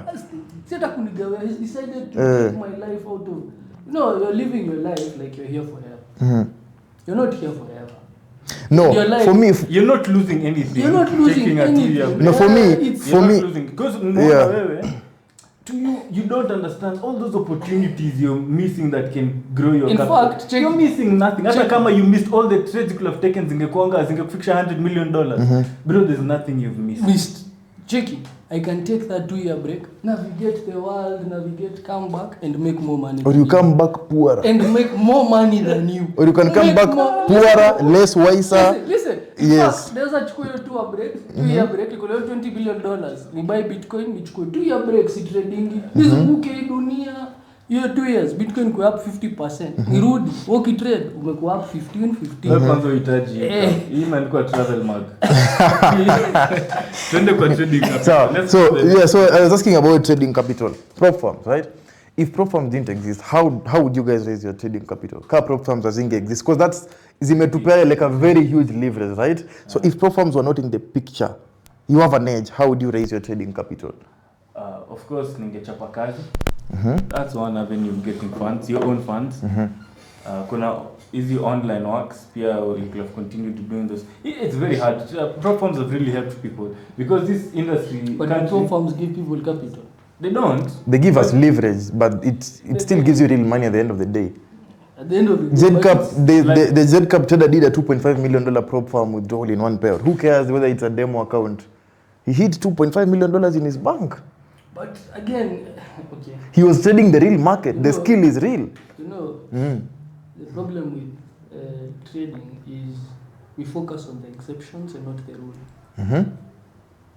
We focus The on- bank now talk ongea vitu za we focus on those few people who manage to beat majority of the rules, and we forget that majority of, you know, like when you're trading, let's say when you're trading, you want to look at what does the average person do rather than what does the exceptional person do. Like let's say if for me, if you ask, if I was to advise my child and they ask me, I want to make money, I would tell them, if you want to make money, go to an industry whereby the average person makes money. Don't go to an industry where only the exceptional people make money. Yeah. You get? So if you come to the prop scene, we always focus on, yes, JEDCAP did, and that's a human flow. We focus on those people who did exceptionally well. And we forget that majority of the people didn't even get to that particular point. So if you look at the prop scene, majority of the people, I can assure you, cannot be able to do what that guy did. Majority. They don't have to do that 2.5 million. We're just saying it still provides you larger leverage that you can still, withdraw Okay, can you- $3,000, can you $10,000. Yeah. You make like, yeah, you see that's Yeah. that's not a lot of money. Yeah. That's money. No, that's the average money that you can make. Yeah. And is that a lot of capital? Can you live off under 10,000, 20,000? If you compound prop firms well, let's say you have $1 or $2 million in prop capital, which is quite practical if you can pass those challenges. Yeah, you can listen. You in can my- make good in money. my- You can make 50 to 100K a month, assuming perfect conditions. In my view, Yeah. you can make between $300,000 to $500,000, like you're saying, trading prop firms. Real money, you can make that money. And that's also a goal that I have. Yeah. To make that amount from props over a period of time. Yeah. Obviously. But at the same time, there's $20 million, there's $30 million. Sure. You get? So, can you make $30 million trading props? Almost impossible. But if you're in a hedge fund, You can. if you're trading in an investment bank, You can. so. But also, which- but also, in an but the investment thing you bank- forget to consider in those hedge funds. I got this guy who talks about hedge funds. I don't know, it's called One Slab or something. I don't think they give you $20 million and then you get an 80% split. No, it's not like that. In Yeah. a hedge fund, how you make $20 million is you enter a hedge fund, you start as an analyst, you move from an analyst. You How get many to- years? Even if You start to take make it- money when your hair is grey. I have no problem. Then you have a wrong mindset. Yeah, that's when you start to make serious money in hedge funds. I think any person who's made serious money has made it in their old. But it doesn't always have to be like that. I think, especially in 2025, moving on, the better is to make money. How? You can do a prop firm. And then you invest back in your personal capital. And you then- can invest in other assets out there. And You then, can grow. And then when you invest in those assets, won't it take time for those assets to grow? It will take time, but you see. If you invest $1 million, For example, we have Bitcoin, stocks and shares. If you are a good analyst, you might get 1 or 2 stocks which do 1,000%, 2,000% in the next 3-4 years. It's possible. Buffett is the richest man in the planet, and he's done 30% a year for the last 66 years. Okay, go and look at the Forbes rich list, all of them, the 400. None of them has made money overnight. Yeah. None. I'm not talking of overnight. I'm just saying the hedge fund route sounds like you need to follow like 10 processes. You started with $50,000, they upgrade you to 100, And to you know, 200. they tell you now the Yeah. But that's the listen.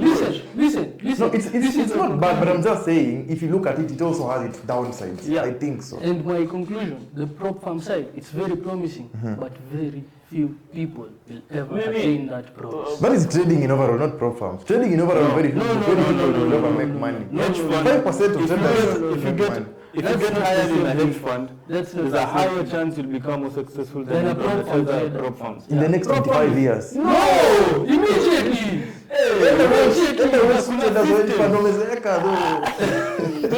Wao unaangalia leo wazee. Na very many. Unajua SMB Capital. Kwanza wao naonanga. Ni wazee. No, but the young traders hawana portfolio kubwa. The young traders mtu amekaa kwa for 10 years bado anapatiwa sijui ndio amefika $3 million. Unajua Shaq. Shaq anakwanga hapo. Unajua Shaq. Nitaangalia. Anakwanga na kofia na speko. I'll Kofia hivi. Unajua Lance. Lance ndo naongelea kwanza. Lance ni kama Jed Cup. Lance sasa ni among those few examples of what wameingia kwa hedge fund na wakaunda now that big amount of money. Yeah. Ni tu umesema you are focusing on those chosen few. Look. Unajua una take hedge fund ni kama kila mtu ataingia atatitiwa the same. Your capital will be grown depending on how you're performing as Rick, Ken and Kyle. Utaingia sisi wote hapa. 5 years later, Ken can be handling $100 million account. Na mimi na handle a $1 million account. Of course, it Depending depends. on how you're performing. Yes. Wataangalia different metrics. So we can't compare each other the same. So you can't say, wewe unaweza take kweli, si unaweza take 20 years ufike 100 million, but your learning curve ilikuwa slow. But wewe unaweza take pia 5 years. You get? It all depends on how your system is. Have you seen any real hedge fund trader mwenye 5 years alikuwa na $100 million? Mwenye huku nje. In 5 years. Tafuta, I know you guys are good at research. Go and Nionyeshe mso prop farm pia amefika 100 million. Hata 100 above you 2.5 ya Jed. Nionyeshe msabmake. Kwanza kwa hizi hata hiyo ya Jed Cup. Mimi go Ngoja hiyo ya Jed Cup ilikuwa kwa kwanza futures. Toa futures kwa hesabu, weka CFDs. Nionyeshe mwenye ana trade CFDs, mwenye anakuonyesha payout ya more than $500,000 USD. Nionyeshe. I think Rick, mimi nilikuja kuona na nilikuwa na this idealistic pia nikianza trading that I'll be a billionaire, billionaire in guaranteed in my life. Guaranteed. makosa ilikuwa yako sasa. Wewe unafikiria aje? Listen to this story. Huyu sasa nifikiria aje?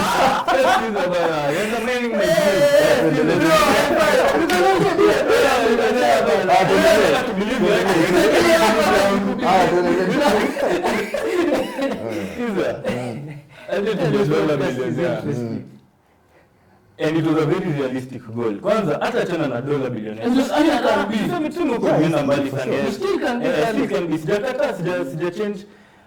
Uko nimeenda mbali sana. Nilikuwa nataka kwa Forbes 30 under 30. Podcast kianza nilisema next year nakuwa 30. Yeah. I'm not Forbes 30 under 30. Siku kwa hiyo list hata sijatoka. Hata ile Caleb umefika wapi waniulize, we wanted to interview you but we can't because you have not met the criteria. Yeah. Anyway, short. Sawa. Okay. Sija deny the fact that sijafika. I mean it's true, that's the reality. Do I still want to be there? Very much so. Kuna 40 under 40 na kuna hizo zingine. Na bado kuna Forbes list. Kuna pia 50 under 50, 60 under 60. Haina shida. Ataenda Get my point. Rick, you'll come to a realization one day of how the real world works. This reality. Ngoja sikupatia wrong mindset because you might say unaweza kuwa ukalemsi wale wasa kusikia. Hata sisi tulikuwa hapo. Wrong mindset na kuna possibility make. Mimi naelewa vizuri sana. And everything you say makes sense. Negative. I'm not being negative. I'm just talking about realistic and I'm not to undermine you tell you yako ni unachievable. But there's the way things work and the way there's some things that just take time. For sure, that's true. Time Really, now will really. be controlled. True. So some things will come to the realization that this thing, and you'll appreciate the fact that it actually takes time. Yeah. Kama hivi hivi nishasema, in the next, mimi nishaanza kufikiria I'm 30, in the next 20 years, ni achieve a certain milestone. Right.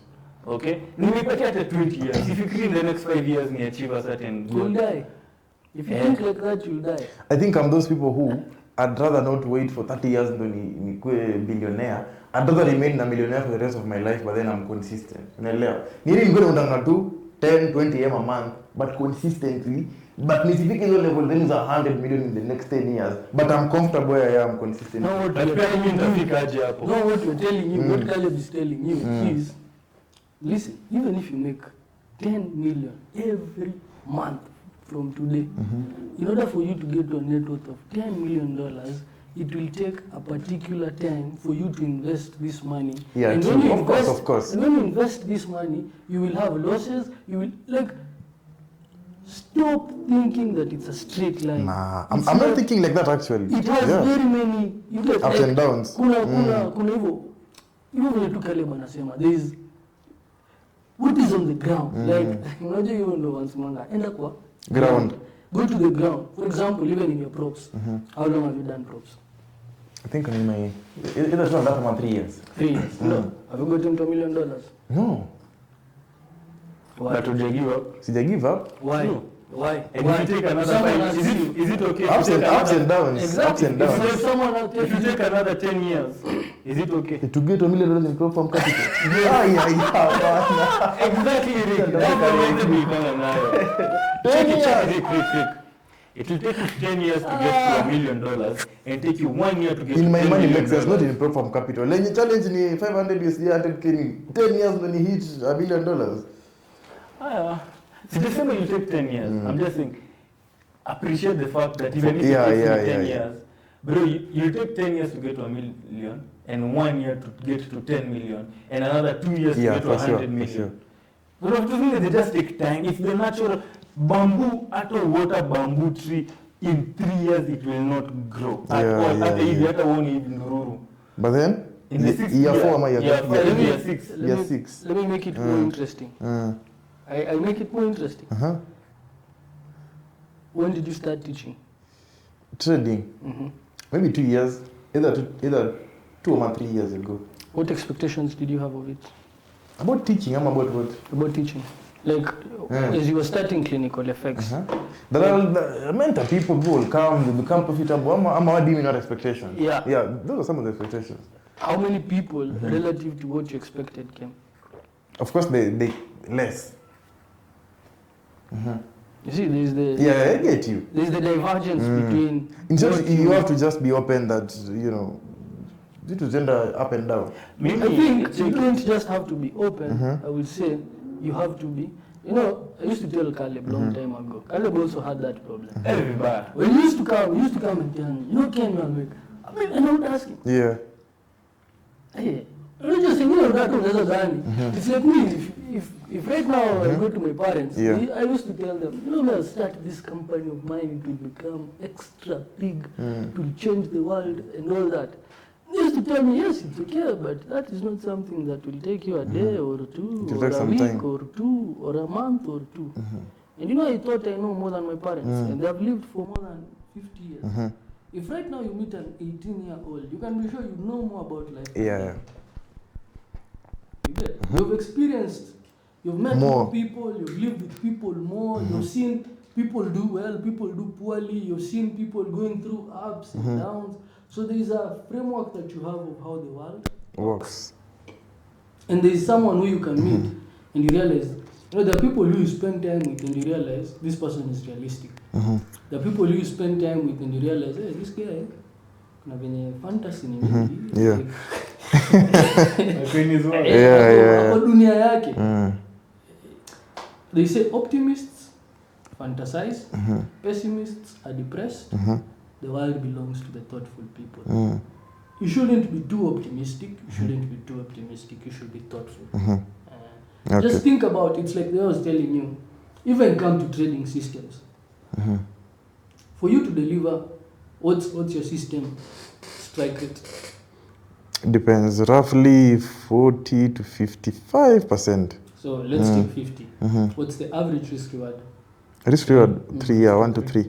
So what is the expectancy of your trades per, what is the expectancy of your system? In terms of what exactly? It means if you take 10 trades, at what percentage will you be up if you're risking 1%? If I take 10 trades, 5 are losses. 5 are losses. 5%. Yeah, I'm done 5%. I think if I win, is it 3 trades? If I win 3 trades, I should be profitable?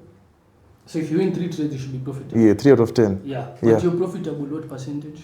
Roughly 50 apple. Let's say 50% win rate. No, not win rate. Delivered return. Like monthly return ama yearly return. The parameters umefanya atakuwa exactly at 10%. If you lost 5 and won 5. Yeah. Exactly. Exactly at 10%. Okay, yeah. Right? So how many trades do you take per month? 3 or 4? 3 to 4. 3 to 4. Yeah, maybe 5 once in a while. So it takes you 3 to 4 months without, that's a perfectly executed system that takes 3 to 4 months for it to deliver 10%. Meaning if you add human error, which will definitely be there, Might take you jumps more. to 6 months. Yeah. Meaning for you to pass a prop farm challenge, it might even take you 9 months. I get you. And actually, about prop farms, we were having this conversation about prop farms. That's mathematically. Yeah. You get? So there's the idea that you have a buy challenge, you have to do next week. But it might take if you longer use than you expect. Mathematics. And you know that's why most of us tuko na shida. Yeah. Your expectations versus reality ziko mbali sana such that you don't have any option rather than to feel pain. And even people who join trading, that's the problem. You come in, you think, hey, in 2 months, 3 months, I should have prop farms. In these prop farms, I should in them. And then I should be making this money. It just becomes frustrating because each day you realize what you expected versus what is on the ground is very different. Hapo took a prop farms before you even go far. We were having this talk with you guys the other day, and we were saying how we are slowly discovering that, like you say, you might end up spending a lot of time for you to pass an account, and we're just trying to ask ourselves how effective that approach it is. Like you've taken a challenge, you had a bad Q1, in Q2 is when you recover drawdown, then ukapata 3% at the end of Q2. Like you've just wasted a lot of time. Yeah. You understand? Net, you have an edge at the end of the year, maybe even a system return 20, 30%, you understand? But there's human error, there's all those things. And we were just discussing how effective it is for you to be taking a challenge for, there's one account that I personally did for a whole 1 year. I also you understand? have one. You also have one. Yeah, exactly. So we were just having this conversation, and we were, probably thinking, are we using a wrong approach in prop farms? Yeah. Should we look at prop farms just like a business model, as long as the amount of money I put in is less than whatever I got out, and then, my RR is good and I'm doing well. Exactly. With that being said, does it mean we should also be slightly more aggressive and less conservative? You understand? Like for me, I think we've had that discussion Yes, with you off we did. camera. Yeah. I've realized, like the other day I bought like 300k in challenges. That cost me about 250k. Yeah. Okay. I'm still in the challenge. Okay. And the reason I'm still in the challenge is because I'm quite conservative in how much risk I'm taking. And I was thinking about it, and I realized if I had bought, let's say, 5 challenges, and I decided to be aggressive on each account. So in short, instead of the 300k, you would have subdivided them into 5 50k challenges. Or exactly. You get? Or 6 50k or challenges. maybe 3 100k, depending with how you want to look at it. And I'm comfortable again, losing 3 challenges, passing 3. Exactly. And if I've lost 3, okay, I've lost this much, but I've passed 3. If these 3 can give me just double the amount that I bought this, and then you're doing well. I'm already up. You get? And that's what I'm telling you. Prop farms are making money out of that false hope that they're selling to people. That you can get to $1 million. In prop farm, you can scale up your account. Yeah, and also at $1 million, you're making $20,000 payouts every. That's a promise that is false. The people who are making money even in prop farms are the people who are very comfortable losing challenges and buying others. Yes. Lose, I buy. Lose, I buy. It's not like a personal account where you're trying to preserve capital. In fact, some of the accounts that we had, there was an account that I had over 600k in challenges. They all disappeared. They even went with my payouts. I never got any payout last year. If I was aggressive some days before, I would have made way more money. Even if they disappeared.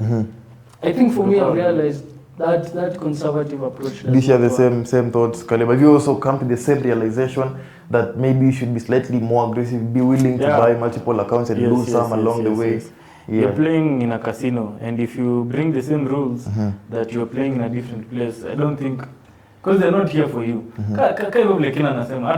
When they took my, I had a 300k and a 100k FTA, the funded trade on Akumuka. Yeah. I had those two accounts, then a 300k on funded next. Funded engineer. So when they wiped out together, zote zilienda, 700,000 disappeared. What Ken is saying is very true, because I had a $100,000 account which had passed live. I remember there was just a trade that was hard running. You know, I remember it was about $3,000. Ilikuwa tu nimebaki hivi kuitoa, but I didn't get it. And my system, if I look at it, even if I was more aggressive, I wouldn't have blown that account. I could have passed faster, I could have made bigger returns in a short amount of time. But you see, you're trying to use the same long-term method. As if you're trading a hedge fund. As if you're trading a hedge fund. Yes. You're talking make 20% in Exactly. a year. You're fine. To pass a challenge, you need to make 15%. So you're Just passing only. Yes. If you take 1 year, as long as maybe if you're comfortable with 1 year, so I know achieve at par with other hedge funds. But you want it faster, so of course you need a different approach. So I share the same approach. Yeah, with Ken. I've also been thinking the same. Personally, I've been thinking it's safer. I feel like if you're starting, it's okay to start slow. That's my opinion. Like someone who's never taken a prop, kabisa. Because if you're new to props, I don't think you just start trying to.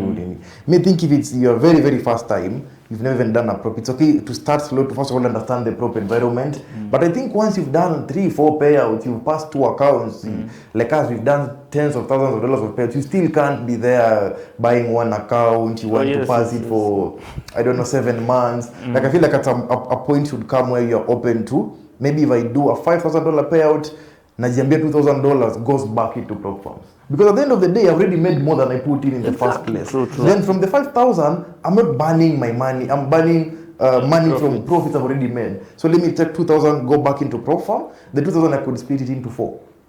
Meaning that is $500. That's 100K. That's for 100Ks. And I could be open to risking more, maybe 2%. Of course, now this will depend with your data and how your system works. But I could be open to going more aggressive on challenges. Even if I lose 1 or 2 along the way, and as Ken says, I'll pass the other 2. Now, after passing, I might even now go back to risking maybe more conservatively. For me, what I've seen with my data, this year I did some very nice math recently. I think I was sharing this with Ken. I looked at my data based on the challenge and assuming I'm funded. Based on the challenge, if I risked 2% from the beginning of the year, I could not have blown any account until debt.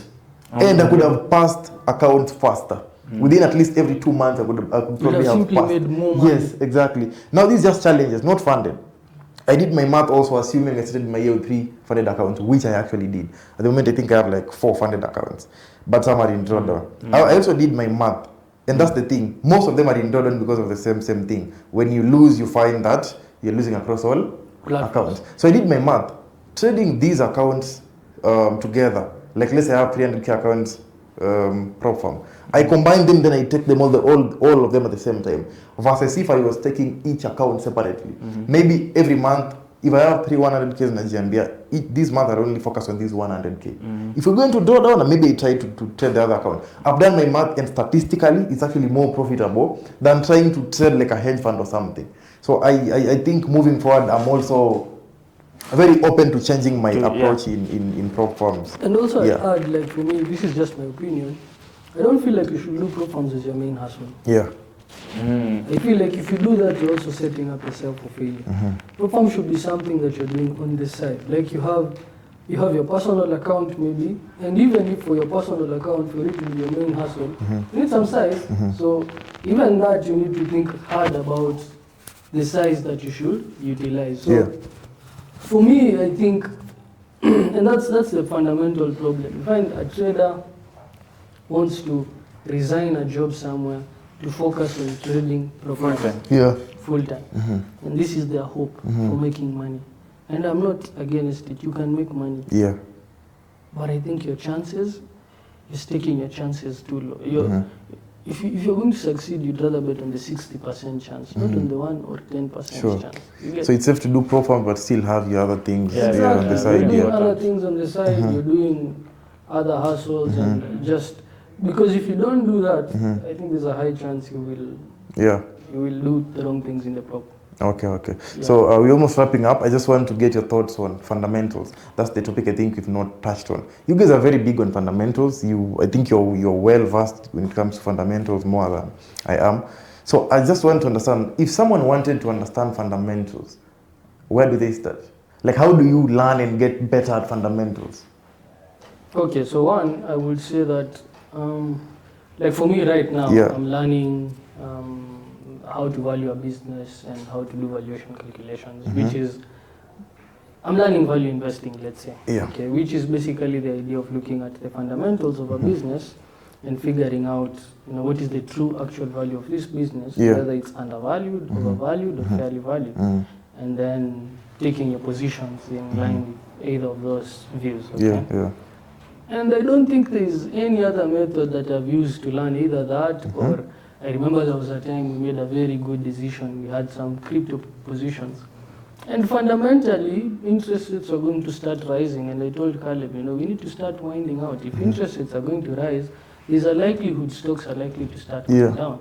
The same way right now with the cycle of interest rates going down, you can see stocks are blowing up, all-time new highs. Those are fundamentally driven trades.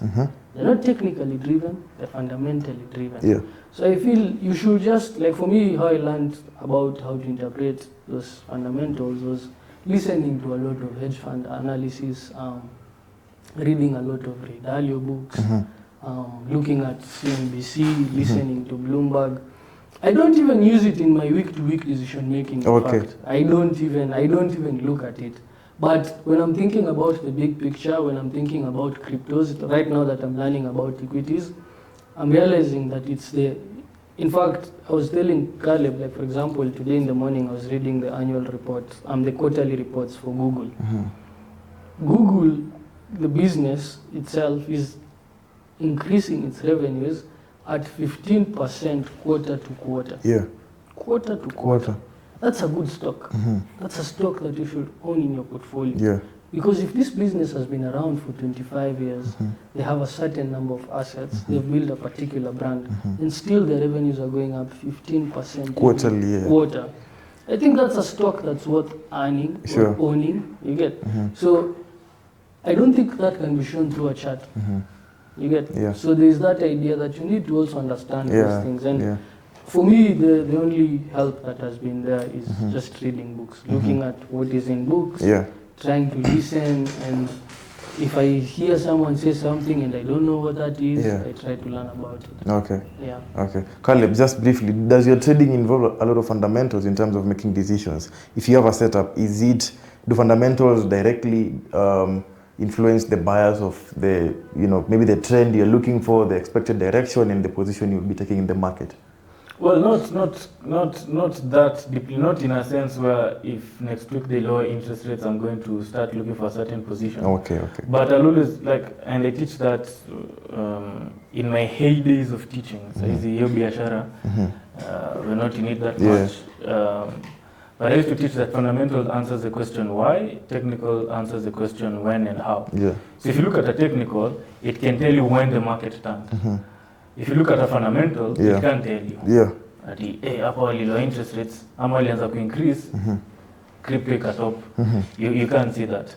Then on technicals, it can also answer the how. How is the market moving in this uptrend? Is it steep? Is it slow? Is it consolidating? Fundamentals can't answer that. So it's always a matter of understand. I think it's a thing me and Ken like doing. We like really understanding why is something happening. I don't want to just be that guy who's saying, I'm in a bull market and I made money in this bull market. At least get deeper and understand what you are doing, and there's more meat in that. So I'll use it in the long term. Like you see that trade we took with Ken. It was a simple one. When Ken just said that it was a no-brainer.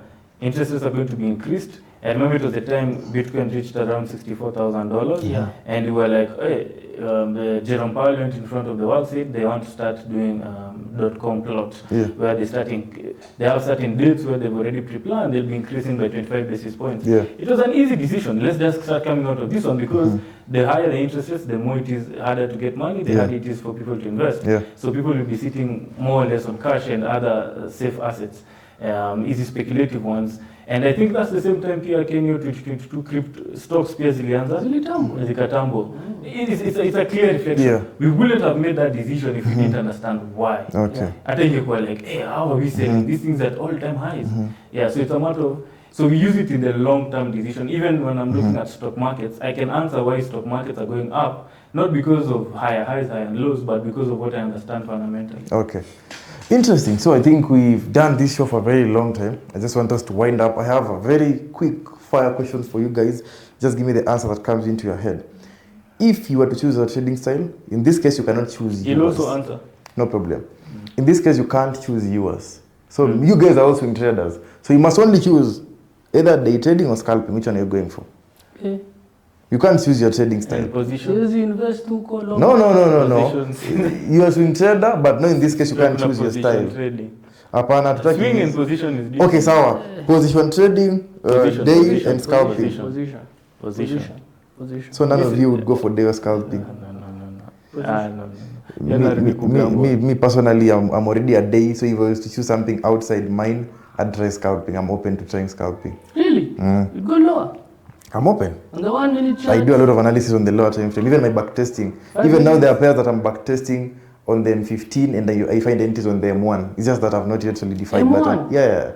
One minute. There's a risk reward ratio to be derived. Perfect. If I get an account $1 million, I can even just jump to position. Hata mimi sasa unpa $1 million. Makes sense. Unachana nayo. I'm retired. So We've made higher returns on crypto. Yeah. Just position trading. Exactly. Because we've never done swing or those. swing or It's okay. been much more profitable. Yeah.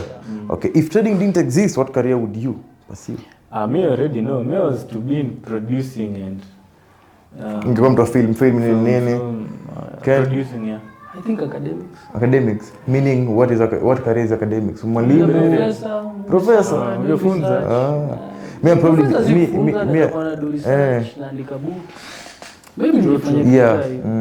Okay. Ama maybe coding. Something engineering at least I tried and I saw it's Yeah. not what I thought. But at least coding I've seen there's some because I like things that are abstract. Okay. I'll either be an entrepreneur or I'll be a DJ. One of the two.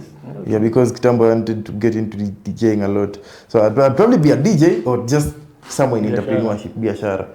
Choose between win rate or risk to reward. You can only choose one. Risk reward. Between? Win rate or risk to reward. Risk reward. Do you want a higher win rate or do you prefer capitalizing more on higher risk to reward ratios? Both systems are profitable. It's just a matter of personality. Yeah.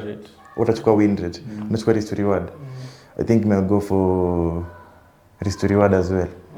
Yeah, I win rate for me is not important.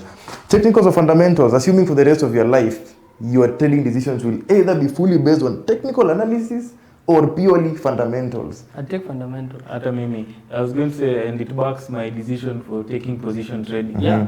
Fundamentals. Okay. Oh yeah, makes sense. Yeah. I tried fundamentals. So obviously I'd go for technical for the rest of my life. Ungetaka to understand why. I'm in the business of making money. It's your purpose. I'm in the business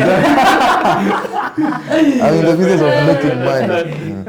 As long as I know, as long as my system works, ikifika hapa na hapa, this and this makes sense, we make money, we're good. You know social arbitrage? Not so sure. No, not really. But okay. Okay. We'll discuss offline. Fundamentals for me. You can only trade one market for the rest of your life, one pair, whether it's a commodity, currency, whichever, one market. Equities. No, yeah, you trade One pair. No, Or let's one narrow down. Pair or instrument. Let me correct. Pair or You instrument. want me to I don't know marry? if you put it like that. Ungechukua ka GPY. Yeah, me I'd do KJP for the rest of my life. Unless now you're narrowing it to currencies. Huh? Unless you're narrowing it to currencies. Because the market. No, just choose anything. Whether ni gold, whether ni Nasdaq, just choose one. Ni moja tu pekee. Instrument. S&P 500. S&P 500. That's what you choose for the rest of your life. Ubaki tu nayo. You trade the American market. Yeah. Yeah, I trade those. Those are my 75% of my pairs in the American market. Maybe the dollar. You trade the dollar. DXY. Yes. Yeah. The Okay. dollar. Interesting. See a gold nini. The dollar. Okay. Last question. You can only trade either using ICT concepts or indicators. Indicators. Wacha bana. I don't know ICT. Just use it. It's hard for me It's an to- indicator. Yeah. And then use it. Okay. So Hata use mimi indicators. ningeja- I'm not really familiar with ICT. I don't know That's- anything that's about a it. very hard. It's a very simple question. I don't know ICT. Okay, Hata so you'd mimi go for indicators. indicators. I'd look for an indicator, I know. Okay. Nice, thank you. So that has been a quick fire. Last thing, just give an advice to upcoming traders who are looking up to you. They've seen you, so it's just give them some advice. They're starting out, they're trading, ama wako katikati, maybe there are challenges. Just what would you advise an upcoming trader, Ken?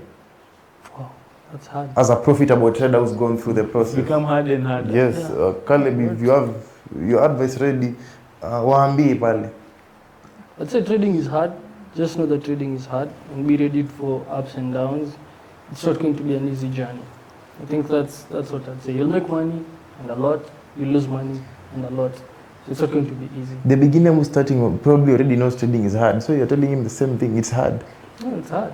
Okay. I feel like most people think it's hard, but they've not internalized what it means it's hard. So you're just telling them if they thought it's hard, they're not ready. Yeah. It's harder than It's they think. harder than they think. Okay. Any positive encouragement? Positive encouragement is you You learn so much about yourself. This is Okay. one of the best fields for you to improve yourself Yeah. as a person. Mm. Like, there's no other field that you'll mirror yourself, the better the Yeah. markets. Wasione show for 3 hours alafu tena atoke hapa. Na negative advice peke yake. Ah, is it Okay, negative? so negative, but you see, it's nice to tell them it's hard, but pia waambie that it's also a nice thing. Maybe if Yeah, they master I feel themselves, like they can make money to You will see. Yeah. learn about yourself. The way Caleb said, it's like going to the gym. Yeah. There is no, like, trading is the one place where there are endless opportunities to make money if you know what you're doing and if you know who you are. Like, if you can do those two things, trust me, you can go very far Okay. and you'll be very fulfilled. Yeah. Nice. Caleb, your last advice There's a to point I traders. had in my mind. Let me check him and he talk after. I to remember, but it's not coming. But Ulikuwa umerihasi hiyo advice imepotea? no, it's not very hard. I just had it anyway.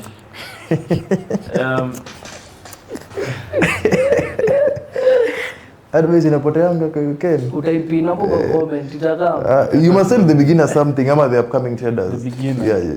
A beginner ama upcoming, hata wenye kwa journey too, and maybe they're profitable, but you know, the market will go on ups and downs zake. Just any piece of advice as an experienced professional, profitable trader. In this market, no kuna longevity. I don't know if it's a positive or negative, but anyway, you need a lot of passion. Passion. So just simple. Trading is hard. If you don't love it, you quit. It's and what I'm saying with what Yeah. Ken is saying, Yeah.